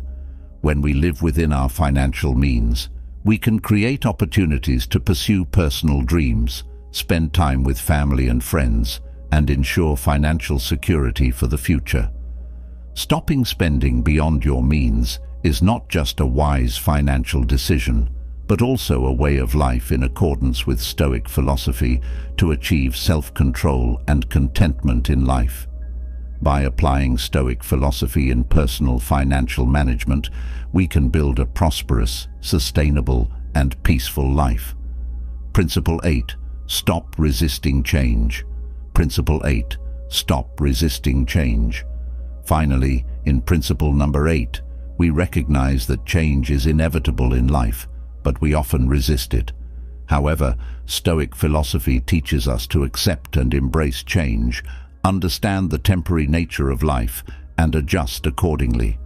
It is in this adaptability that we truly find a way to prosper. Consider this. Seasons change, tides rise and fall, the sun rises and sets, all indicating the inherently changing nature of life. Just like a river never stays the same, life continually evolves. In our journey, we need to learn to progress along with life, rather than against the current. In the context of our financial well-being, this principle suggests that the economy is always changing. New industries emerge while old ones become obsolete. Interest rates fluctuate, and the job market undergoes transformations. Despite the challenges, don't resist change. Learn to navigate it. Resisting change in financial life can manifest in various ways. It could be refusing to accept that our career field is declining and not acquiring new skills. It might be maintaining an old investment strategy even when it's not yielding good returns. Or it could be the fear of taking risks in new investment opportunities and thereby missing out on potential gains. The question here is, what do we need to do to resist change? Below are 4 pieces of advice from Stoic philosophy. First, we need to change our mindset. Understand that change can bring exciting opportunities and prosperity. Just as a caterpillar must undergo transformation to become a butterfly, change can open new doors. Second, educate yourself. Knowledge reduces fear and is the reason why we resist change. Stay updated on economic trends, investment opportunities, and the best financial practices to guide you through change. Third, a balanced perspective is crucial. Understand that change can bring both benefits and losses. Job loss can lead to a new career. Unsuccessful investments can teach us valuable lessons, and financial hardships can foster patience and wisdom. Lastly, be flexible. Being rigid in the face of change is like a tree standing firm in a storm, but bending and adapting can help us overcome it. Flexibility in financial planning, career choices, and investment strategies helps us deal with economic changes. Remember that the world is a constantly changing canvas, and you are the artist with the right mindset, knowledge, perspective, and flexibility. You can paint a picture of financial prosperity. Embracing change is not only about financial success, it's also about living an interesting, fulfilling life, growing, learning, and developing. It's about flipping through the pages of life and discovering your true potential. So stop resisting change. Embrace it, for it is the path to true freedom and satisfaction. We go through Stoic principles that help you steer towards financial success and an inspired life. Remember that the power to change your life is in your hands. and Stoic philosophy is, the torch that illuminates that path. As we close this chapter of the ultimate Stoicism guide to building a joyful life, remember that the path to true happiness is a journey, not a destination. The wisdom of Stoicism isn't just about learning, it's about living. It's about making small changes every day that lead to big transformations in how we see the world and our place in it. We've explored the principles of Stoicism, from embracing challenges to finding peace in the present. Now, it's up to you to apply these lessons to your life. Remember, happiness isn't found in external achievements or possessions, but in the strength of your character and the tranquility of your mind. Take a moment each day to reflect on your progress, be grateful for what you have, and remind yourself of the power you hold to create joy in your life and the lives of those around you. Thank you for joining us on this journey. May the lessons of Stoicism guide you to a life of purpose, resilience, and profound joy. Keep walking this path, keep growing, and keep discovering the boundless potential within you to live a truly joyful life.